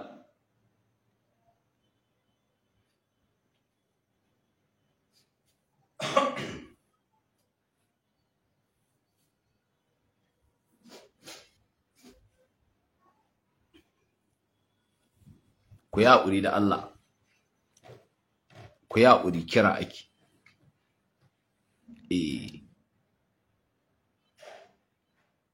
Kamar yadda nake faɗi, wannan ya sha bamban da na malam lawa. Kaga in dai adalci za a yi, kamata yi wannan in malam lawan ya yi kwana 3, to shi wannan ya yi kwana 6. Wannan ya kwana 6, wannan shine adalci. Saboda na farko abin da yake da'awa a kansa na ai duka na ai kaza, abin fa bai tabbata ba a yanzu haka, har yanzu bai tabbata ba. Amma kona masallaci ya tabbata, an kona. Kuma duk da cewa haka zaka ga ahli sunna, zaka ga cewa suna da haƙuri wallahi. Kuma ku ci gaba da haƙurin, akwai riba. Hatta ƙona ma masallacin ma naji ana cewa menene, ko ana cewa ai wai gwamnati wai za ta gina. Kaga bai kamata ba ma, wannan kwata-kwata ba tsari ba ne. Su waɗanda suka yi ai ana so ne kasi gobe. Ana so ne kasi gobe. To kamata yayi su ji a jikinsu su. Ko ba su da kuɗi a ce sai sun nemo, su shiga tashin hankali, to gobe ba sa maimaita ba. Amma ka duba, ko da hakan ne na san in ana cewa gwamnati za ta biya, ahli sunna za su yi haƙuri, wanda dole dai biya ɗin muna da haƙƙi a cikin wannan kuɗin ai. Dole dai mu 'yan ƙasa ne, 'yan gari ne, dole daga cikin wannan kuɗin dole dai kuɗinmu ne. Wannan kuma yadda na faɗi ƙa'ida shine mai shi da ya janyo tsuntsun da ya ja ruwa, shi ruwa kan doka. Saboda cewa ma wai za a biya wani ƙofa ne na wani ma ya ƙara yi, tunda ai bai ji a jikinsa ba.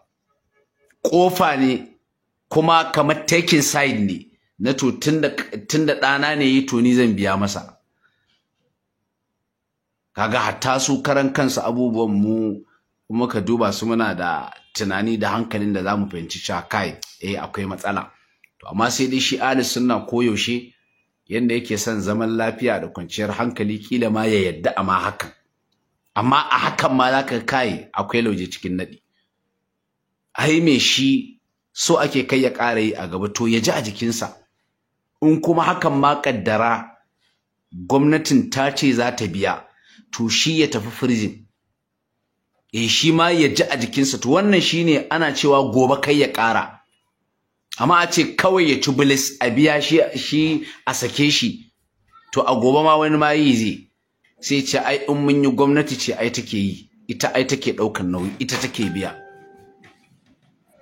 Yasa duk waɗannan abubuwan ya kamata mu kalle su. Ya menene?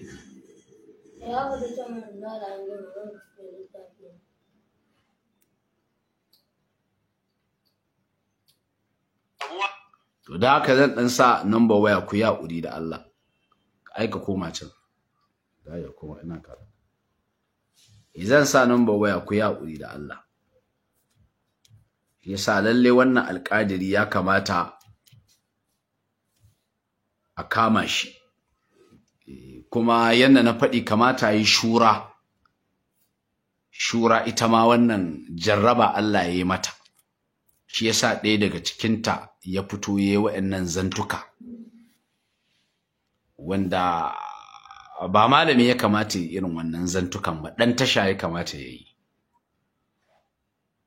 ko dan daba. Kaga ya kamata su ma shura din nan Allah ne ya jarrabe su. Assalamu alaikum. Assalamu alaikum.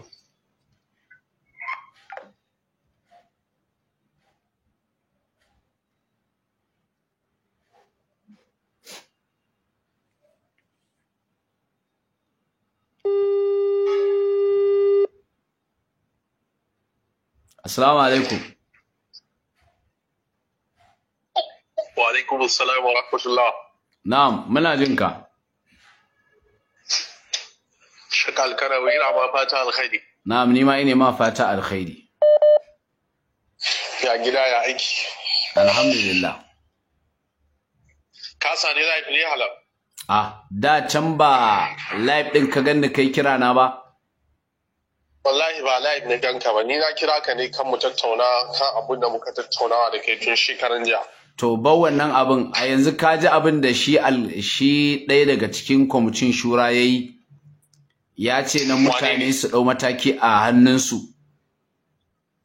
Wani ne? Ai ba sai ka ji kowaye ba, in dai adalci za ka yi.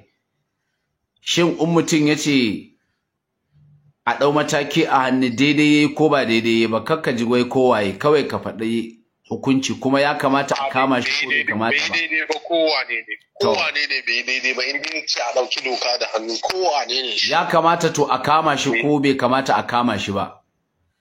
Ya kamata a tuhumai a kama shi. Okay, to shikenan. Assalamu alaikum. To shikenan sai an jima. Ni muna magana da kai amma yanzu ka tambayi na ba ka ansa. Ai wannan shine topic din ai kadai, shine topic din tunda ai kace. To in ba shi bane sai ka bari sai ka kira na ta kasa ko wannan, amma dai wannan shine topic din. Kai ma ka ce ya kamata a kama shi.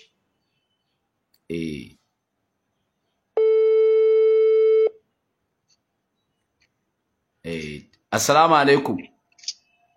Wa alaikum assalam wa rahmatullahi wa barakatuh. Ya Sheikh. Malam Rabiu ya gida ya wajen? Alhamdulillah Sheikh. Ya kokari ya jiki kuma? Alhamdulillah da sauki. To masha Allah.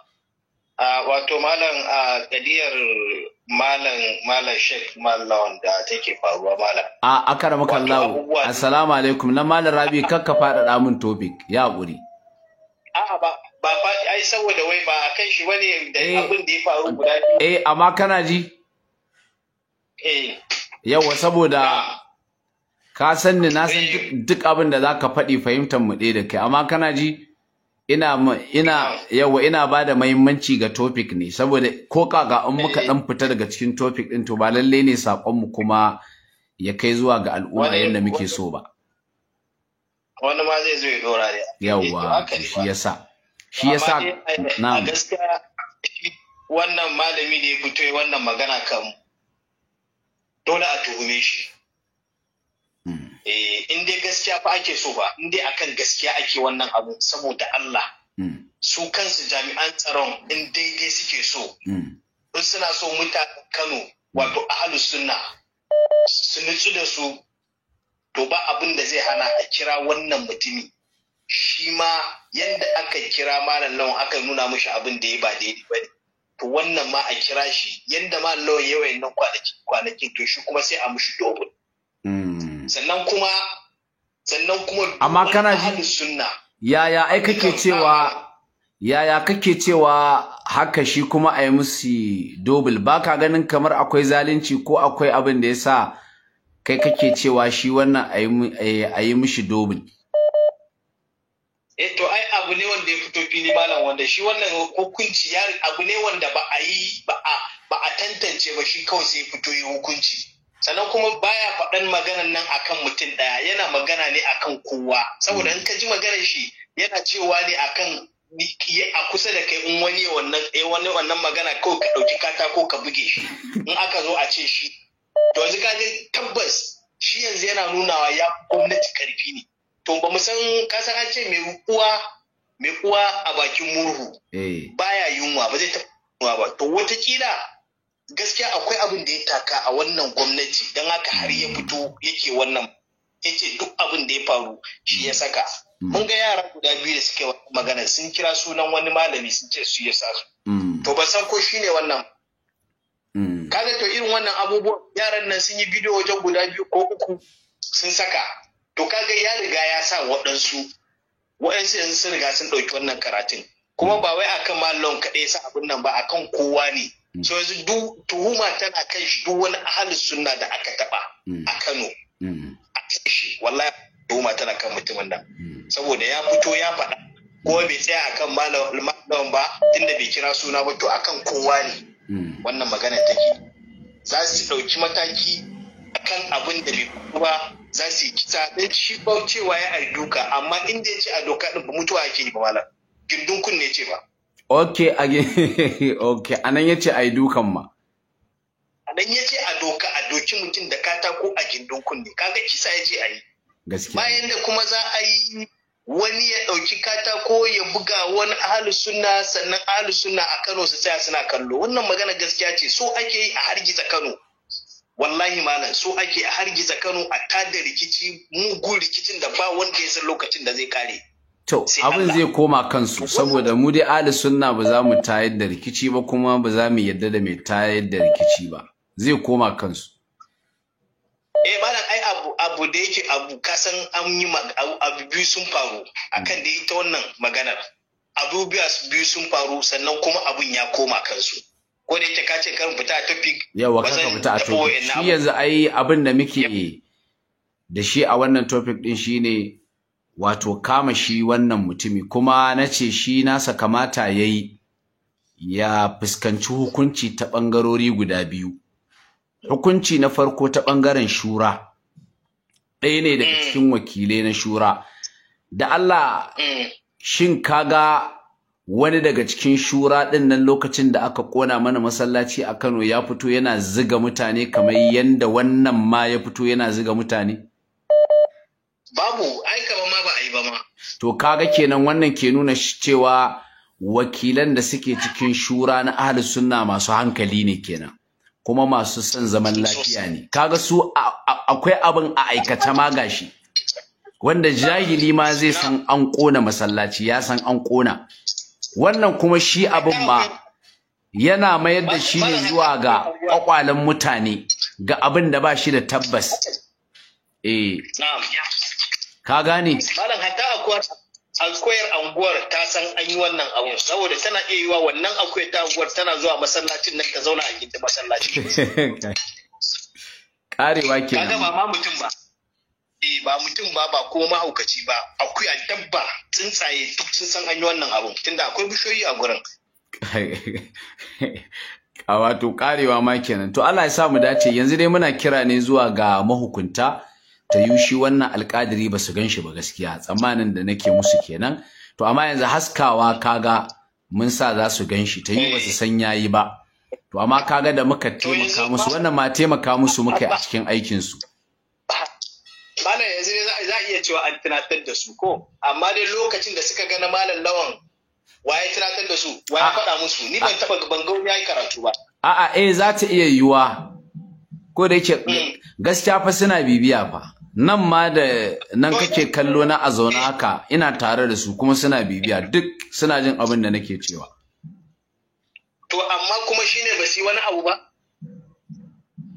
Malam. To ai yanzu ba za mu ce ba su yi wani abu ba akan shi alƙadiri. Ba za mu ce ba sai mun gani an kai tsawon wani lokaci. Mun ga cewa ba mu ji labarin an kama shi ya yi kwanaki a wajen DSS ba, to shine za mu ce to a haka ba su ɗau wani mataki a kai ba. Amma yanzu ƙila ai ba su gani ba ne dai. To Allah ya sa su gani. Amin to amin. Jazakumullahu khaira. Abin da yasa kuke ganin muna tsayawa kan topic saboda muna so ne al'umma su fahimta sakon ya isa. Amma muna da zan da yawa. Wa alaikum salam, barka da dan uwa da muke magana. Allah kana na gajiya. Ya wajen ya ibada. Alhamdulillah ya kokari ya fama. To alhamdulillah dan uwa. Masha Allah. Kana live ne? Ina live ne. Okay, da kamar yana saurara ban sani ba ko yanzu ake yin shi kan kadiyayi. A yanzu ake. To masha Allah. Ayi hakuri dan magana zan yi bata wuce minti 1 ba. In dai akan topic ne ba ma sai mun yi hakuri ba. In dai minti 10 ne ma mun baka in dai akan topic ne. Kusa akan topic ne akwai wani wanda na ji ya kira yana so ku yi magana. Sai na ji ka ce ya bari sai wani lokaci. So watakila irin waɗannan mutanen sun zo an san gaskiya ne, a ɗan rika ba su ɗan soft landing. A karmaka nawo. A yi haƙuri, na fahimta. A'a fa gaskiya san baka fahimta ba. Na fahimta Malam Alkanoyi. Gaskiya baka fahimta ba. Kai haƙuri. To Allah ya sa mu dace. Amma kana ji? Amma kada in ce baka fahimta ba kawai. Ya kamata in baka dalilin da kaka damu. Da Allah ka san na san wannan kafin yanzu? Ka san na san shi? Duk kusan live ɗinka ina sauraron sa, na san ka san shi. Yawwa. To kaga kamata yi kai min zaton cewa tunda haka gane masa haka. To ba mai neman gaskiya ba. Na san yakan shigo akai. To watakila irin shigowar da yake, kila Allah ya sa fahimci gaskiya. Don na lura da shi yakan so ya shigo in kana abin nan. To ai ya ce ai ba akan topic bane. Ba da ba, Allah ya sa mu dace, Allah kuma ya zauna da kanu lafiya, Allah. Amin. Amma da Allah kana ji? Ka ji maganar da muka sa na alƙadiri din nan ɗaya daga cikin shura? Wanda kake yi a yanzu, wanda ya ce a ɗauka ta ko a buge mutum? Ka ji? Ina saurari yanzu haka. Amma da Allah kai a ganin ka ya kamata kamar yadda aka kama Malam Lawan a kama shi ma? Allah bai kamata ba, ko ya kamata a kama shi, kamu ma na sosai, shi ma ya kamata a kama tunda shi yana furuci ne kan ta'addanci. Kuma yana so hargitsa rikici ne na addini tsakanin musulmai, tsakanin bangarori. Saboda haka in akwai wanda za a kama, to wannan shine mutanen da ya kamata a kama. Dan mu yanzu ahlus sunna idan muka ce ma mu fito irin maganganun da mutanen ke yi, to ina ga kusan sai an kama malaman su. In dai kan gaskiya za a yi, in dai kan maganar da malam yayi ake ta wannan akarmukallahu afwan, Allah ya saka ma da alkhairi, ba kan maganar Malam Lawan muke ba a yanzu, kan maganar shi da alƙadiri yayi ne. To Allah ya saka da alkhairi. Ba ma so ne, wato muna so ne mu ringa tsayawa akan topic saboda zai taimaka gurin tabbatar da manufar zaman. Assalamu alaikum.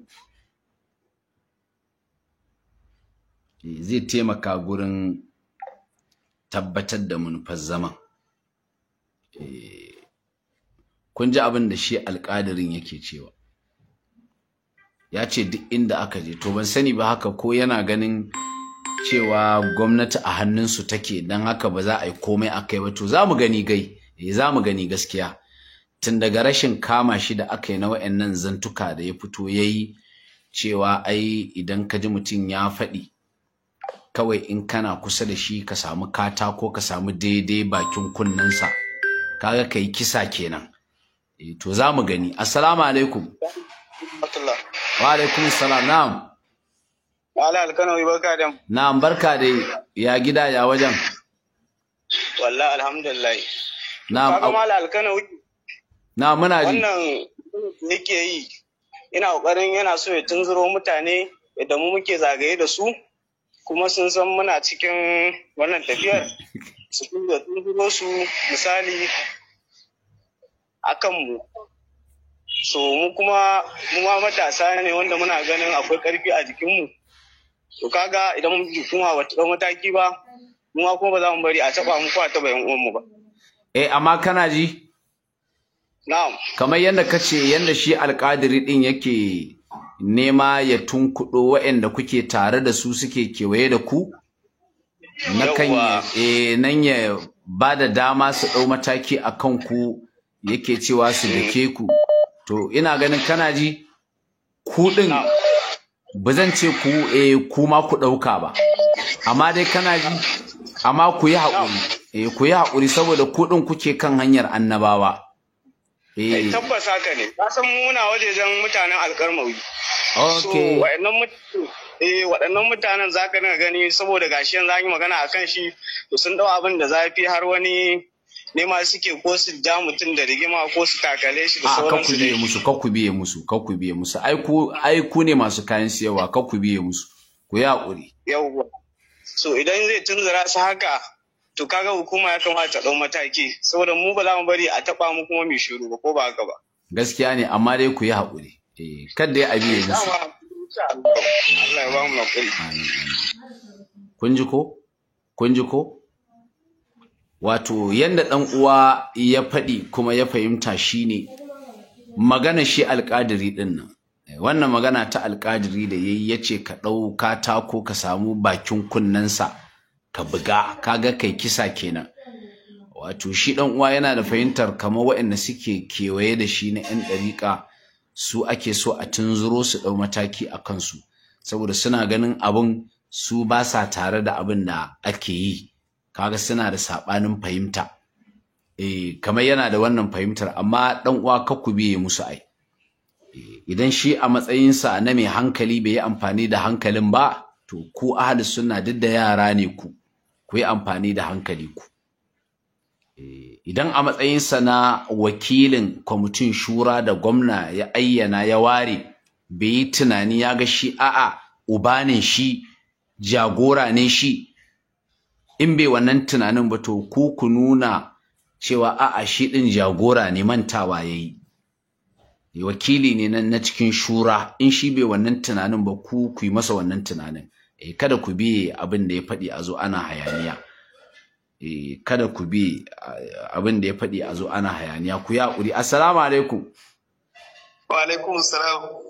Ala barka da yamma barka da himma. An wuni lafiya ya gida ya ibada ya wajen. A lafiya alhamdulillah. Abubakar ne daga Kaduna malam. Na Malam Abubakar muna jin ka. Ai malam shi wannan hukuncin nashi daban ne. Kaga shi sai da ya nemi ma wurin wato da za a daka. Kaga ka san ko yan dambe su suka fi kowa mugunta gindin da suke nema saboda sun san nan ne ake mutuwa ko a to kaga shi ya ma faɗi inda za a bugi mutum a kashe shi to ya kamata irin wannan abun malam kuma sannan kamar yadda wani ya faɗa kaga ya ce ba wai ma ko kuka da kai ne yanzu kaga irin wannan abun da ya kawo aka kona wani a wannan wawan da suke ta wannan magana aka kona wani a wannan a Sokoto duk irin wannan maganganun ne to kaga wannan ma ya faɗa yanzu wani kawai wani gabar da kayi magana kusa da shi bai fahimci addini bai san addini ba shi ma kawai da ya sai ne wai katakon ya buga mutum a kunne to ka garwa me aka yi ke ya kamata gaskiya ma da dai su gayyaci wannan mutum su ji menene mu ba wata muka ce wai abin da suka ga ya dace da shi su yi masa amma dai a sani dai dan Najeriya ne dan Kano ne kuma musulmi ne saboda haka duk wani abu ya kamata a ce an fito fili an nuna wa yadda ka ɗauki wannan ka nuna mai hukuncinka shi ma ka ɗauki wannan domin in kana da yaya guda biyu mutukar kana ware wani kana nuna wani ka fi son wani to kai kanka baka so lafiya a yayan ba sannan kuma yayan nan har ka gama yayan nan ko mutuwa kai wani ya tuno da wani abu wani ma zai iya cewa ba zai maka addu'a ba duk da kana baban shi amma idan kana adalci sai ya tuna ya ce kai ai baba ya mana kaza ai da muka kaza shine aka kaza to dai abin da mutum kunne dai ana sanin duk inda suke mu karantar mu dama da aka karantar da mu zaman lafiya ne gaskiya ne babu tashin komai to da haka mu ba wani abu ke ne ba su shi ne su ji menene wani fashi sannan kuma mu sani an gayyaci ya aka yi shi ne kawai ba a jamar kudu amma malam wannan magana ta gaske ba malam a yanzu din yaran suna fitowa duk ba su ce yanka ma za su akwai bidiyo da suke ta yawo kana gani har suna cewa wasu malaman su ne wani ce to balle shi ya ce wai shi karan kansa shi ne ya yi abu to kaga yanzu malam ko daga Nijar guda biyar duk inda aka yi wani abu sai a ɗauko ba ce ga wanda ya sa shi ko daga ina ne a duniya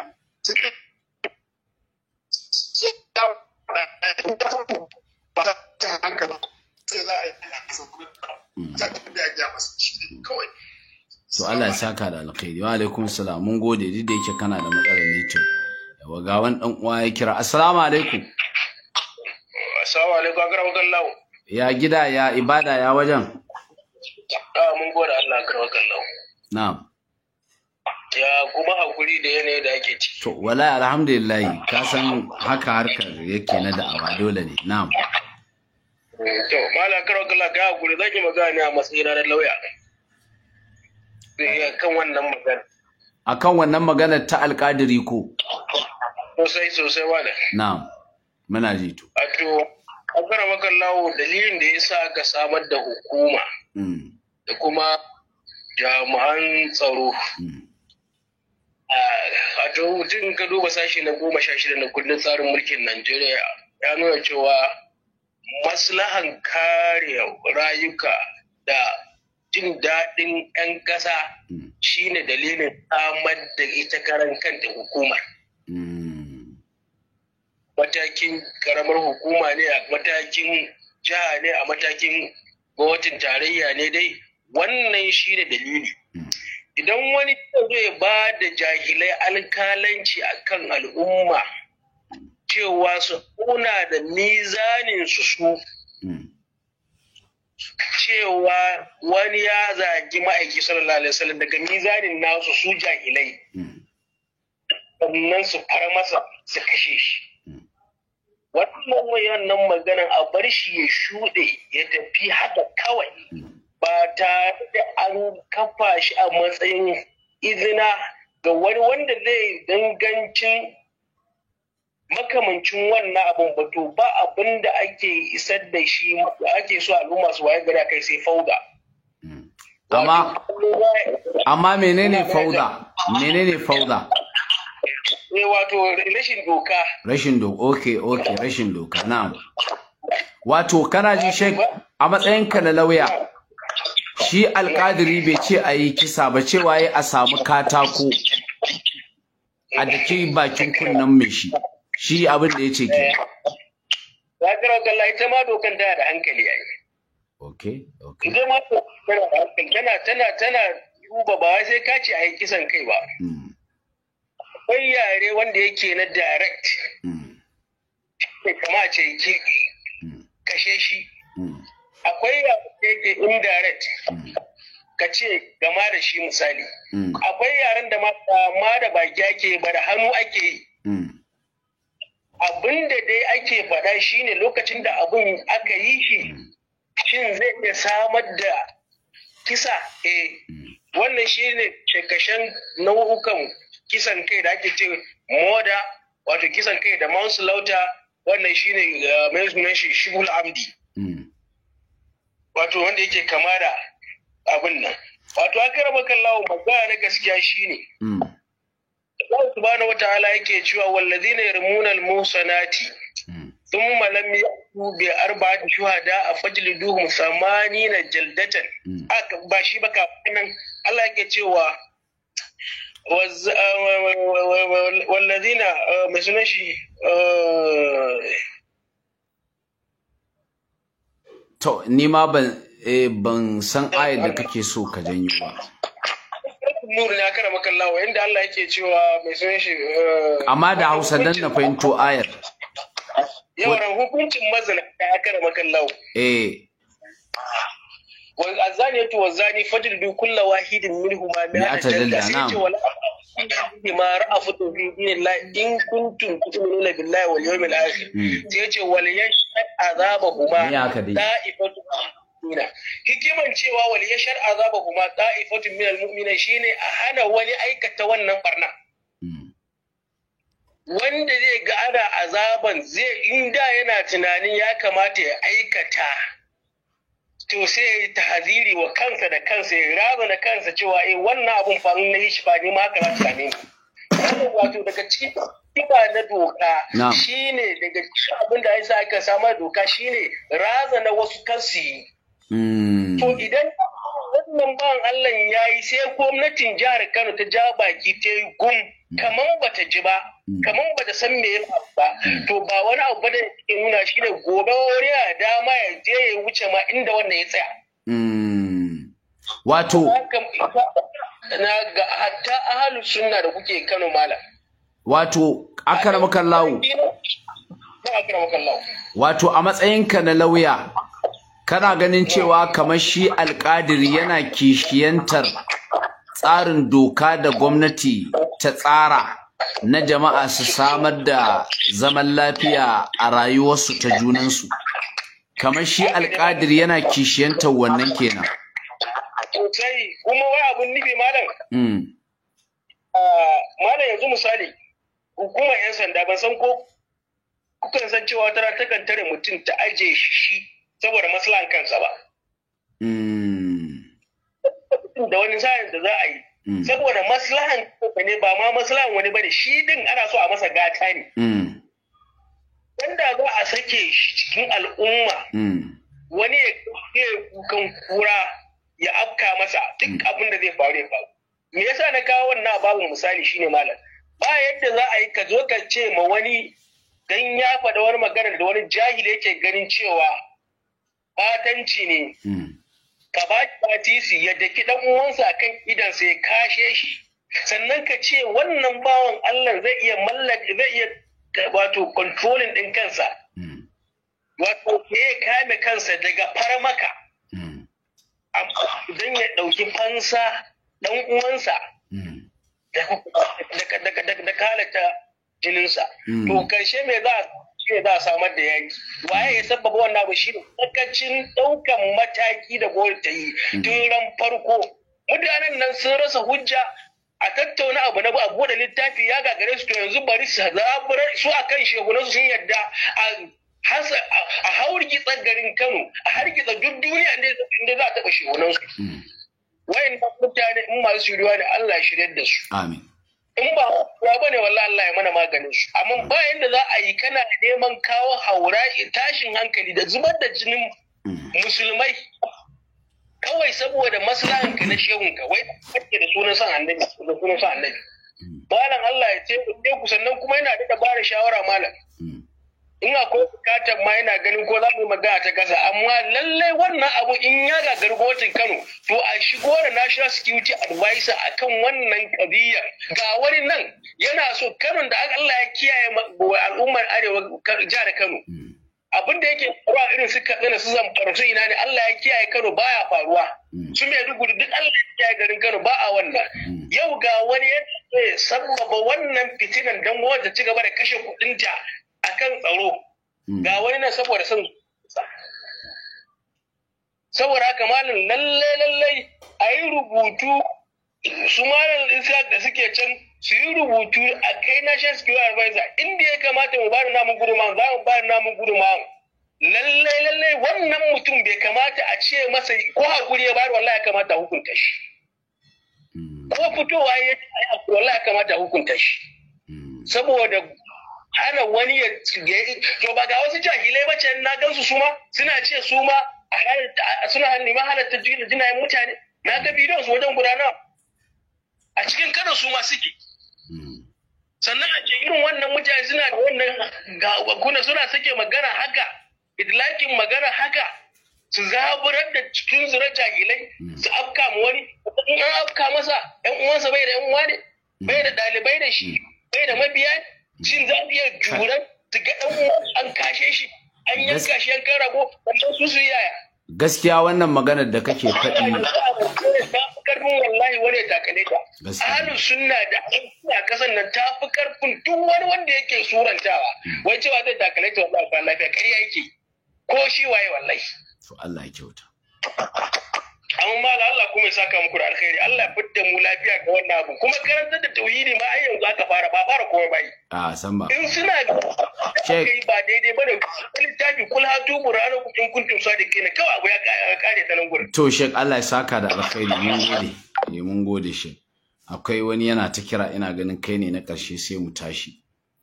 Saƙonmu daman haskawa ne, wato ga mahukunta cewa ga wani aiki daidai da irin wancan aikin da kuka yi a baya ya bayyana daga wani, shi abin takaicin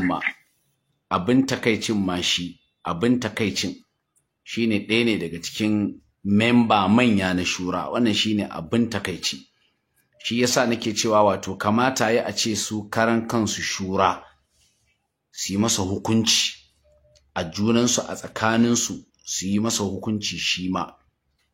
Su nuna masa cewa daban yake da waɗanda ba shura ba. Ya kamata su yi masa haka. Ga wani nan yana kira. Assalamu alaikum. Ga wani nan yana kira, da Allah ku tsaya saboda na kusa tashi. Lokacin sallah ya kusa. Dan bari da Allah, ga wani nan. Assalamu alaikum. Wa alaikum salam wa rahmatullahi wa barakatuh. Na'am, yawa ana jin ka. Na'am, aka maka Allah, ina wuni, ina gajiya. To alhamdulillah ana jin ka. Alhamdulillah, ana to da farko mallam Allah ya saka muku da alkhairi, Allah kuma ya tabbatar da mu akan daidai. Allah ya tabbatar da dugaduganku akan sunna ta manzo Allah sallallahu alaihi wa sallama da mu gaba ɗaya. To wannan abu na farko, abinda shi wannan bawan Allah yayi, wato idan aka kalli wato ka'ida ta ilimi kuma musamman ilimi na shari'a, to abinda za mu ce shine umarni yayi da aiki san kai tsaye, saboda malamai suna da wata ka'ida da suke cewa alwasailu laha hukmul maqasid, wanda kaji makamancin wannan, cewa hanyoyi kaiwa zuwa ga abu, to hukuncin da ake basu shine wato qasdi, ma'ana niyya da aka wato ainihin wannan abin yake aukuwa akai.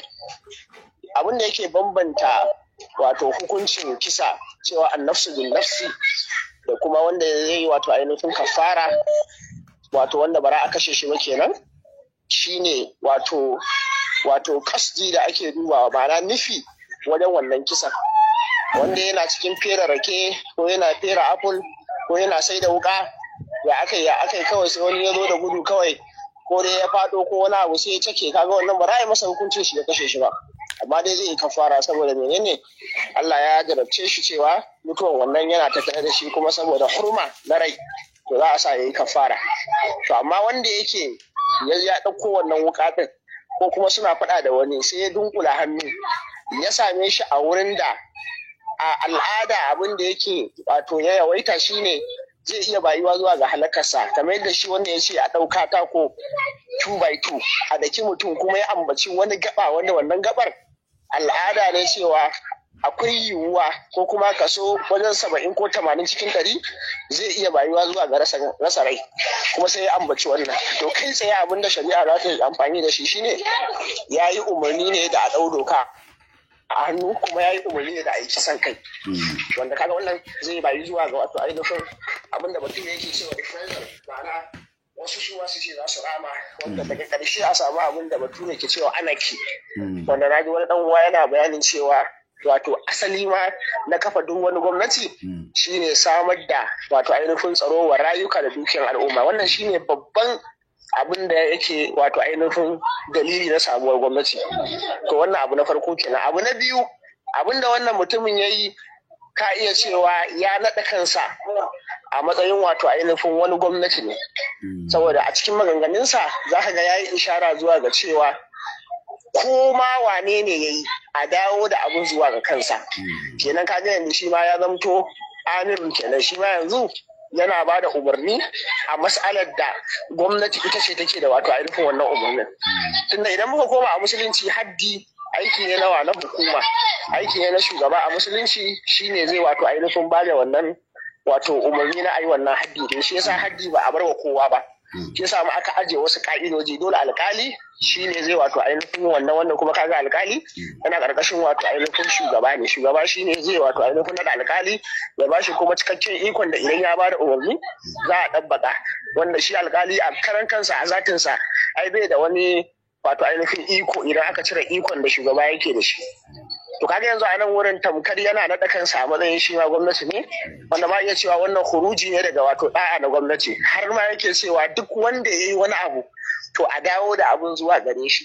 To kaga wannan su gwamnatin ya kamata su fahimci wato ainihin illar wannan magana da kuma kallanta da duk wani muhimmancin da ya kamata a bata. Abu na uku shine ni malam ina mamaki ya aka yi ma ya samu fikirar ambata wannan abu, ko ya aka yi ake samun irin waɗannan maganganu daga bakunan 'yan ɗariƙu. Shi wannan bawan Allah ga shi kaga babba ne ya faɗa, ga bidiyoyi nan suna yawo har a shafin nan an wallafa inda wasu yara suka ambaci wani malaminsu suka ce sun yi mitin, kuma abin da suka yi mitin shine ya ba su umarni su wasa wukake kamar yadda suke faɗa, har suka wato rika ambatan cewa idan ba a ɗauki mataki ba kaza. To ni tambaya ne nake yi malam anan, ina suka samu ƙwarin gwiwar ambata wa'annan abubuwan? Shin ba sa jin cewa kuskure suke yi saboda ba su waye ba ne, ko ko a'a suna jin cewa kamar za su iya yi su wato ainihin ci banza ne, ko kuma su tafi haka kawai ba tare da an waiwaye su an wato ainihin abin da ɗinsu ba.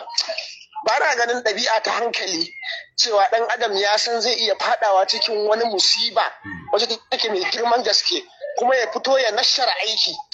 Wannan bai yi kama da hankali ba, aka raba kalla. So ni tambaya ne wannan, ina suka samu wannan ƙwarin gwiwar da suke fitowa da irin waɗannan maganganu wanda yake a cikinsu akwai ƙauyanci, a cikinsu akwai wawanci, a cikinsu akwai sima na wato ainihin ta'addanci, kuma su fito su nashara wa mutane, su nashara a ɗauke su suna ji da izza kamar yadda shi wannan an ga yadda yake yi da izzansa, su ma wa'annan yaran an ga yadda suke yi da izzansu, har ma wasu daga cikinsu suke jingina kansu zuwa ga gwamna cewa ai su na gwamna ne ko wani makamancin haka. To ina ne suke samun wannan izzar?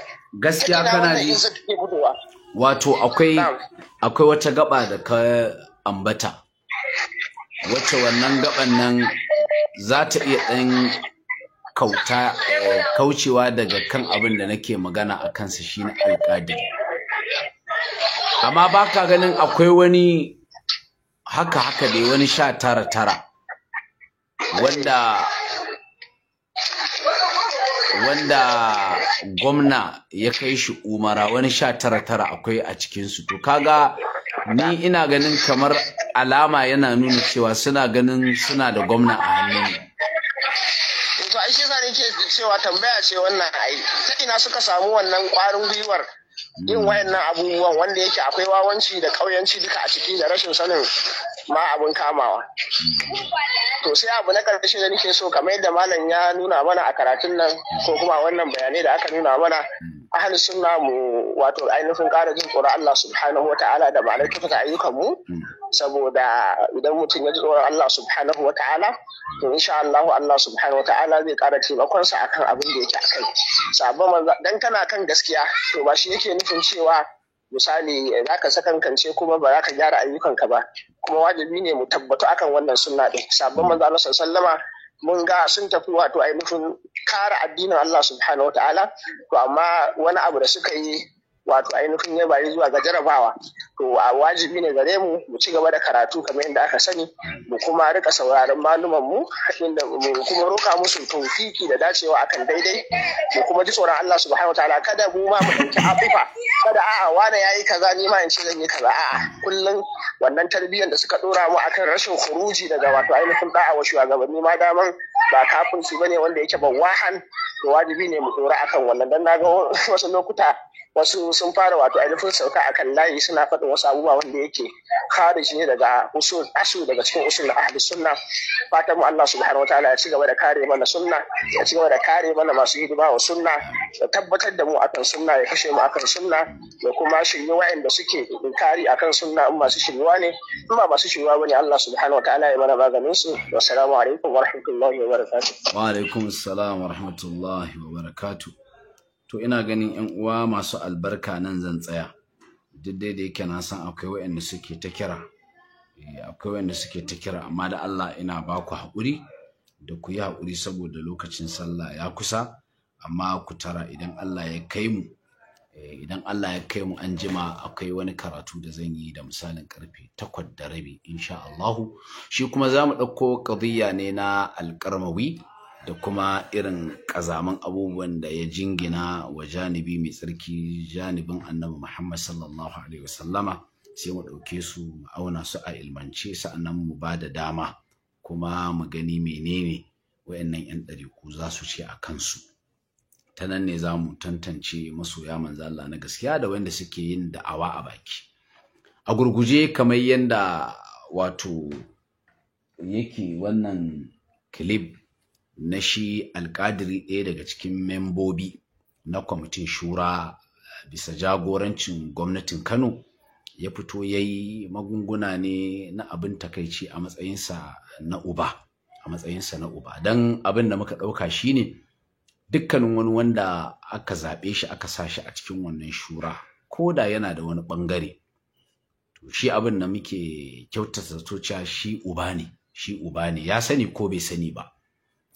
Kuma sa shi a kai yana da wani mahimmanci akan wannan aiki da aka sa shi, yana da wani mahimmanci saboda akwai waɗansu da yawa waɗanda ba shi ba duk ba a sa su ba.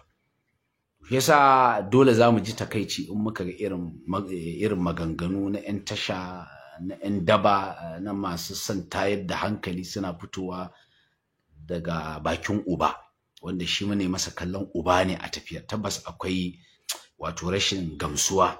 Shi yasa na ce lallai kamata yi shura a matsayinsu na iyaye su ɗau mataki a kansa kuma su sanar, saboda jama'a su yi musu kallon suna da adalci kuma sun san abin da suke yi, su yi masa hukunci kuma su sanar cewa wane da yake memba na shura da ya fito ya ce a daki bakin kunne ai kaza ai kisa, don yanda su wa'annan suke faɗi, duk da yake ni a cikin wannan zantukansa ban ji kalmar kisa ba, amma su yanda suke faɗi su wa'annan wato masana doka suna cewa ai ba sai ya faɗi ba, musamman za a duba a ga inda ya ce a daka kisa ake yi a wajen, kenan kawai abin da ke faɗi cewa shine a zo a yi kisa. To irin wannan dai kalmomi dai bai kamata a matsayinsa na uba ba gaskiya, wallahi dattijo ne kuma dole ne mu girmama furfura, shine sunnan ma, dattijo ne, amma wayannan kalaman yara ne gaskiya, kalamai ne na yara, kalamai ne na jahilai, kalamai ne na wayanda ba su san wato inda addini ma ya dosa ba, amma hakan iya samun kuskure koda daga babban ne. Shi yasa dai muna jan hankali zuwa ga shura, ya kamata tabbas ku ɗau mataki a kansa. Wannan ne zai ƙara mana gamsuwa ga wannan tafiya, kuma mai tsammanin cewa tabbas adalci ne a cikinta. Sannan zuwa ga jami'an tsaro, ya kamata in ƙara maimaita muku wannan abin da ya faɗi, sa'annan kuma sai mu tashi. Za kuma mu sa shi a kan nan, za mu sa shi a kan page, sosai saboda jama'a wato su gani shi abin da wannan shi alƙadirin ya faɗi. Dattijo ne babba. Za mu janye takunkumi daga bakin mutane. Kuskure ne ku ji irin wannan maganganun ma ku kyale mai su ya kai lafiya, waye shi ku dake shi, an ji kuma jina shi kenan sai a zo a gaya mana mu mun ɗauka an yi wannan abin da umarninmu ko a je ko gaban waye. Wannan shine tsayawar mutuncin manzon Allah sallallahu alaihi wasallama daga damkar marasa mutunci.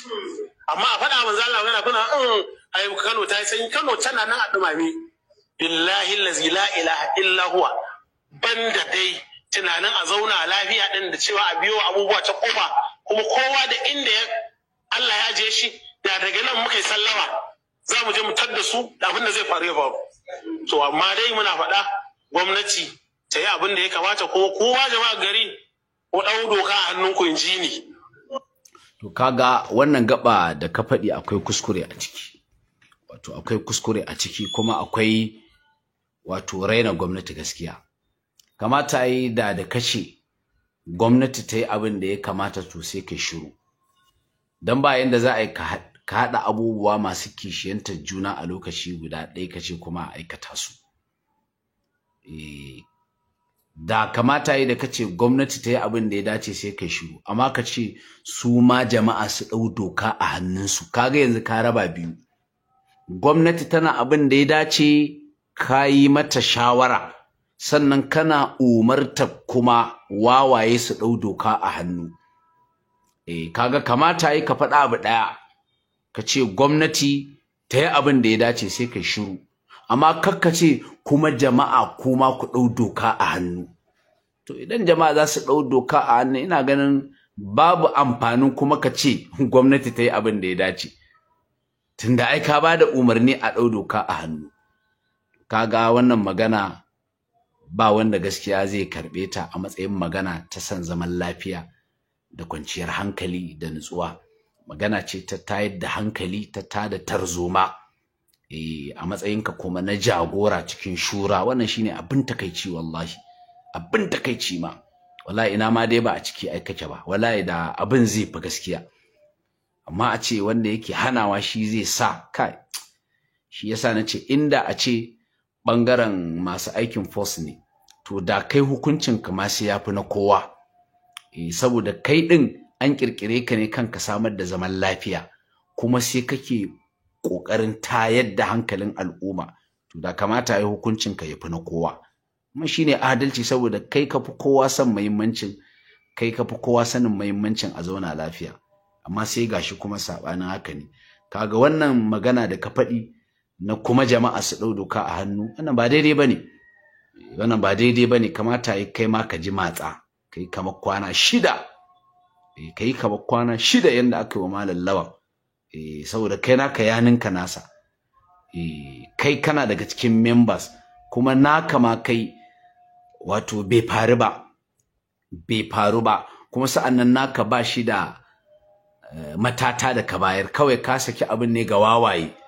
Kawai in wawa ya ji an yi a kusa da shi, kawai ya ɗau doka a hannu. Za mu ji kuma Allah ya je shi, da daga nan muka yi sallama za mu je mu tadda su da abin da zai faru ya faru. To amma dai muna faɗa gwamnati ta yi abin da ya kamata, kuma kowa jama'a gari ko ɗau doka a hannunku, in ji ni. Wannan shine aikin masu imani. Bukhari ya rawaita hadisi, manzon Allah ya zo majalisa, gauraye da mushrikai da kafirai da munafukai, sai Abdullahi dan Ubayyu ya rufe hanci shi da mutanensa, ga Muhammadu nan za su tayar mana da ƙura da wannan jakin nasa. Musulman ciki masoya annabi sai suka yi shiru. Annabi ya yi shiru cewa shi a zauna lafiya, ko kuma ku shiru a zauna lafiya. Yaya suke yi? Suka karyo abin rassa reshen dabino, suka ringa tafkarsu.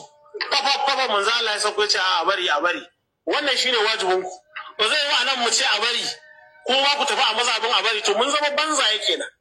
Ku ɗauki mataki, ka samu katakon kana kusa ka daidaici gefen kunnan shaki ka dakar.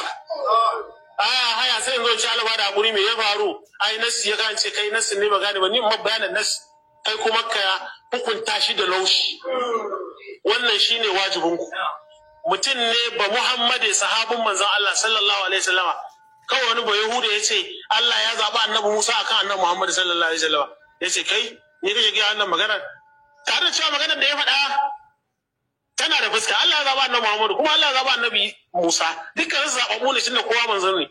Amma annan musulmi ya cire hannu ya gaurawa Isra'ili mari kawo. Ma'aikin Allah ne zai raba faɗa, ce kai ya haka, daga yau a daina irin wannan, kada ma a fifita tsakanin annabawa, la tufaddilu bainal anbiya. Wannan yana na cikin littafi. Saboda haka wajibinku ne, in ji ni, ku ɗau doka a hannunku. Idan an je gaba sai a daidaita a ci. Allah ya iya mana. To, Allah ya sa mu dace, amma dai mu mun yi iya namu shine mun haskawa jami'an tsaro inda ba su gani ba, mun nuna musu inda ba su gani ba. Wannan shine abin da zamu iya yi, amma dai mu ta bangaren mu muna kiran ƴan uwa ahli sunna da a zauna lafiya, muke da riba, muke da abun faɗi. Da aka faɗa da tashin hankali mu ta bangaren mu ba namu bane. Ta bangaren mu abin da zamu ce kenan, ta bangaren mu ba namu bane. Ko da mutum ya takale ka, kakka tanka shi, kai yi kokari ka bi ta hanyar da ya dace, ta hanyar doka. Ko da shi ya takale ka, ko da ka ji wani ya faɗi wani abu wanda kai kaga batanci ne ga manzo Allah sallallahu alaihi wasallama kada ka dau doka a hannunka ko ka daki bakin kunnensa kamar yadda shi yake faɗi ko ka wannan kakkai haka kai yi kokari ka kaiwa abun zuwa ga mahukunta wannan bangaren mummunan sunna ko kaji kai wani ya faɗi mummunan magana yi kokari ka kai na gaba kakkai abin da shi wannan yace ayi a matsayin ka kai na ahlus sunna wannan ba san zaman lafiya bane kuma ba tsarin addinin mu bane addinin musulunci addinin mu ya tsoratar da mu ta yadda husuma da hayaniya kuma ya umarce mu da kwanciyar hankali da nutsuwa da haka wannan kenan shi yasa ina ganin nan zan tsaya da abin da muke daidai Allah ka ba mu lada wanda muke kuskure daga gare mu ka yafi mana ka ba mu ikon gyara subhanakallahumma rabbana wa bihamdika nashhadu an la ilaha illa anta astaghfiruka wa atubu ilaik assalamu alaikum wa rahmatullahi wa barakatuh